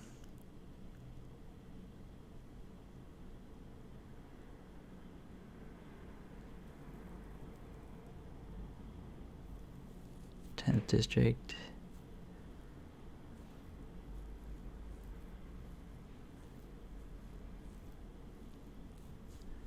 Alright, that's pretty good. Hopefully they don't have a Reckless Rage, which they probably do. Boros Reckoner. That's going to be good here.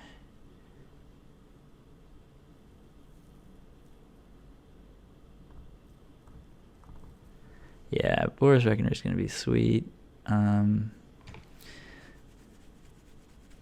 So if we play this other Nykthos and then use 2 of that to make 4 more, we have 6 mana, which doesn't do anything, so we're just gonna wait.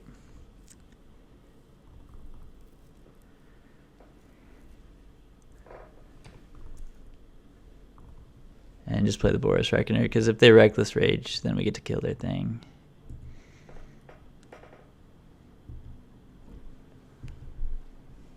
Or at least hopefully we do. If they have 2 spells, we don't. And that would be sad. Another Legionnaire, that's fine. Sacred Foundry untapped, that's not fine. Oh no.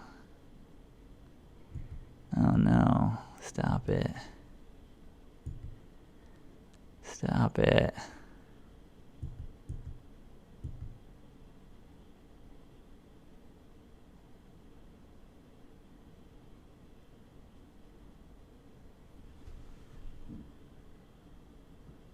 Well, I get to kill that one, I guess. So that was sort of useless for them to cast the other one. Yeah, that was pretty bad, I guess. Yeah, them casting the other 10th district was pretty bad. Unless they have a God's Willing, and then we're just dead. Oh no, they have a Defiance Strike. Holy wow. Alright. Our opponent is a very fortunate player here. Jeez. We had double Silk Wrap, Stasis Snare, Boros Reckoner, and like they just had everything. Well, as you can tell, I'm a little bit tilted by that chain of events there. That's unfortunate, but I guess that's the way it's gonna go here. And of course we're gonna draw another Nykthos. Yeah, we got nothing. Cool. Well, I guess now we'll do the real deck tech. Alright, so welcome to the deck tech here on White Devotion with Combo. White Devotion Combo, we'll call it. It's a pretty sweet deck. It's got the new Splinter Twin, the new Felidar Guardian, Heliod Combo in Pioneer is Heliod Suncrowned, Walking Ballista. We've got Anafenza, Daxos, Idyllic Grange in tandem with Knight of the White Orchid, and also Gideon Blackblade to help out that combo a bit. So basically these are the 2 cards that win the game, and the rest of the deck is kind of supporting cast that also does its own thing and can like accrue advantage. So the way that these cards that put counters on our creatures work and gain life is, say we have a Heliod in play, Daxos also in play, you play Walking Ballista for 1, just 2 mana, Walking Ballista for 1, you're going to gain a life when it enters play with Daxos. Heliod's going to trigger, you're going to put a counter on Walking Ballista, and now for only 4 mana, you can make a Walking Ballista that's a 2/2 and give it lifelink and Splinter Twin your opponent out of the game, infinite combo. So that's pretty cool. We have Alcide of Life's Bounty, which is a lifelink 1/1 that is like a Siren Storm Tamer. It's you can sacrifice it and give a creature protection from a color of your choice. So it's a little bit better than Siren Storm Tamer in some ways, because we can get through like a big battlefield full of 1/1s or something. I didn't actually think about that when we played against Control earlier. We might have had a win. In fact, I think we did have a win in that match. So it was a huge punt because I think we flipped the Alcide, give something protection from white, and kill our opponent because they just were hoping to block with their white creatures was all they had. So I think, yeah, we totally missed lethal. Or, I mean, they might have had a Settle or an Azorius Charm. No, Azorius Charm wouldn't have worked, but Settle would have worked. But yeah, certainly this card was better than I thought it was while we played because we had one of these. Whoops. All right, anyway, so that's another thing you can do with this card is get in through some blockers. Knight of the White Orchid, really good on the draw, a little bit worse on the play, but pretty sweet with Idyllic Grange, which puts a counter on a creature if you have 3 other planes in play when it comes into play. And a lot of the time when you're going to be searching something up and you already have 3 planes in play. Also, this is a planes, so if you have to play an Idyllic Grange on turn 1, you can play it on turn 1 tapped. Later on, it counts as a planes for your other Idyllic Granges. So we have 20 planes and then 4 Nykthos in the deck, which is it's a pretty good amount. I wish there was a white Urborg, but there's not. So the Nykthos is when you draw multiples. It does kind of hurt, as you saw in round 5 there, maybe. But yeah, so other than that, I mean, we've got 2 Mastery of the Unseen, which is a white Devotion card, which is really good if you can ramp out a lot of mana. You can just manifest a bunch of things and gain a ton of life. Good with Heliod because you're gaining life. Good with Anafenza because these aren't tokens. You can actually bolster every time you make these. So they're like 3/3s with Anafenza in play. And then Gideon is the other part of the combo. If you have a Gideon in play, you only need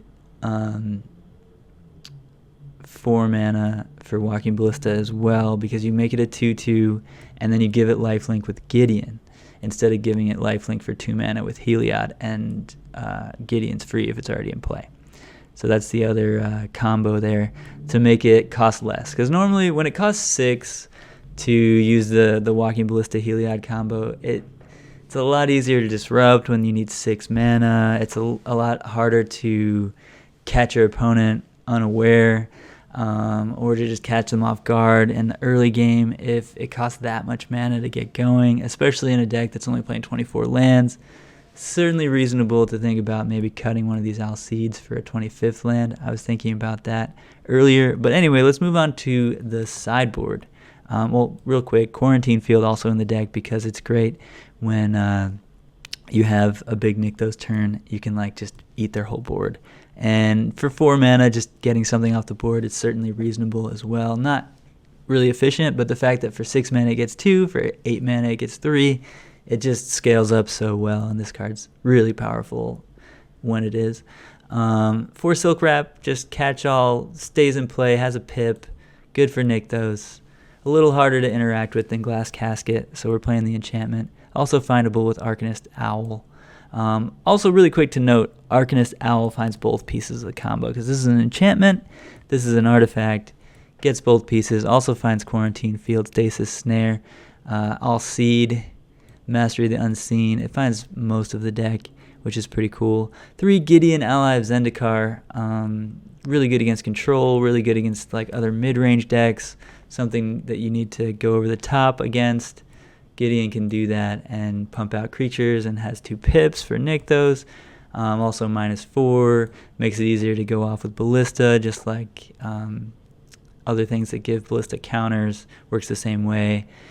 We've got 3 Boros Reckoner, which are also for the creature decks. So you're going to bring those in when you bring in the Silk Wraps generally, unless it's Spirits, because these don't really block the Spirits.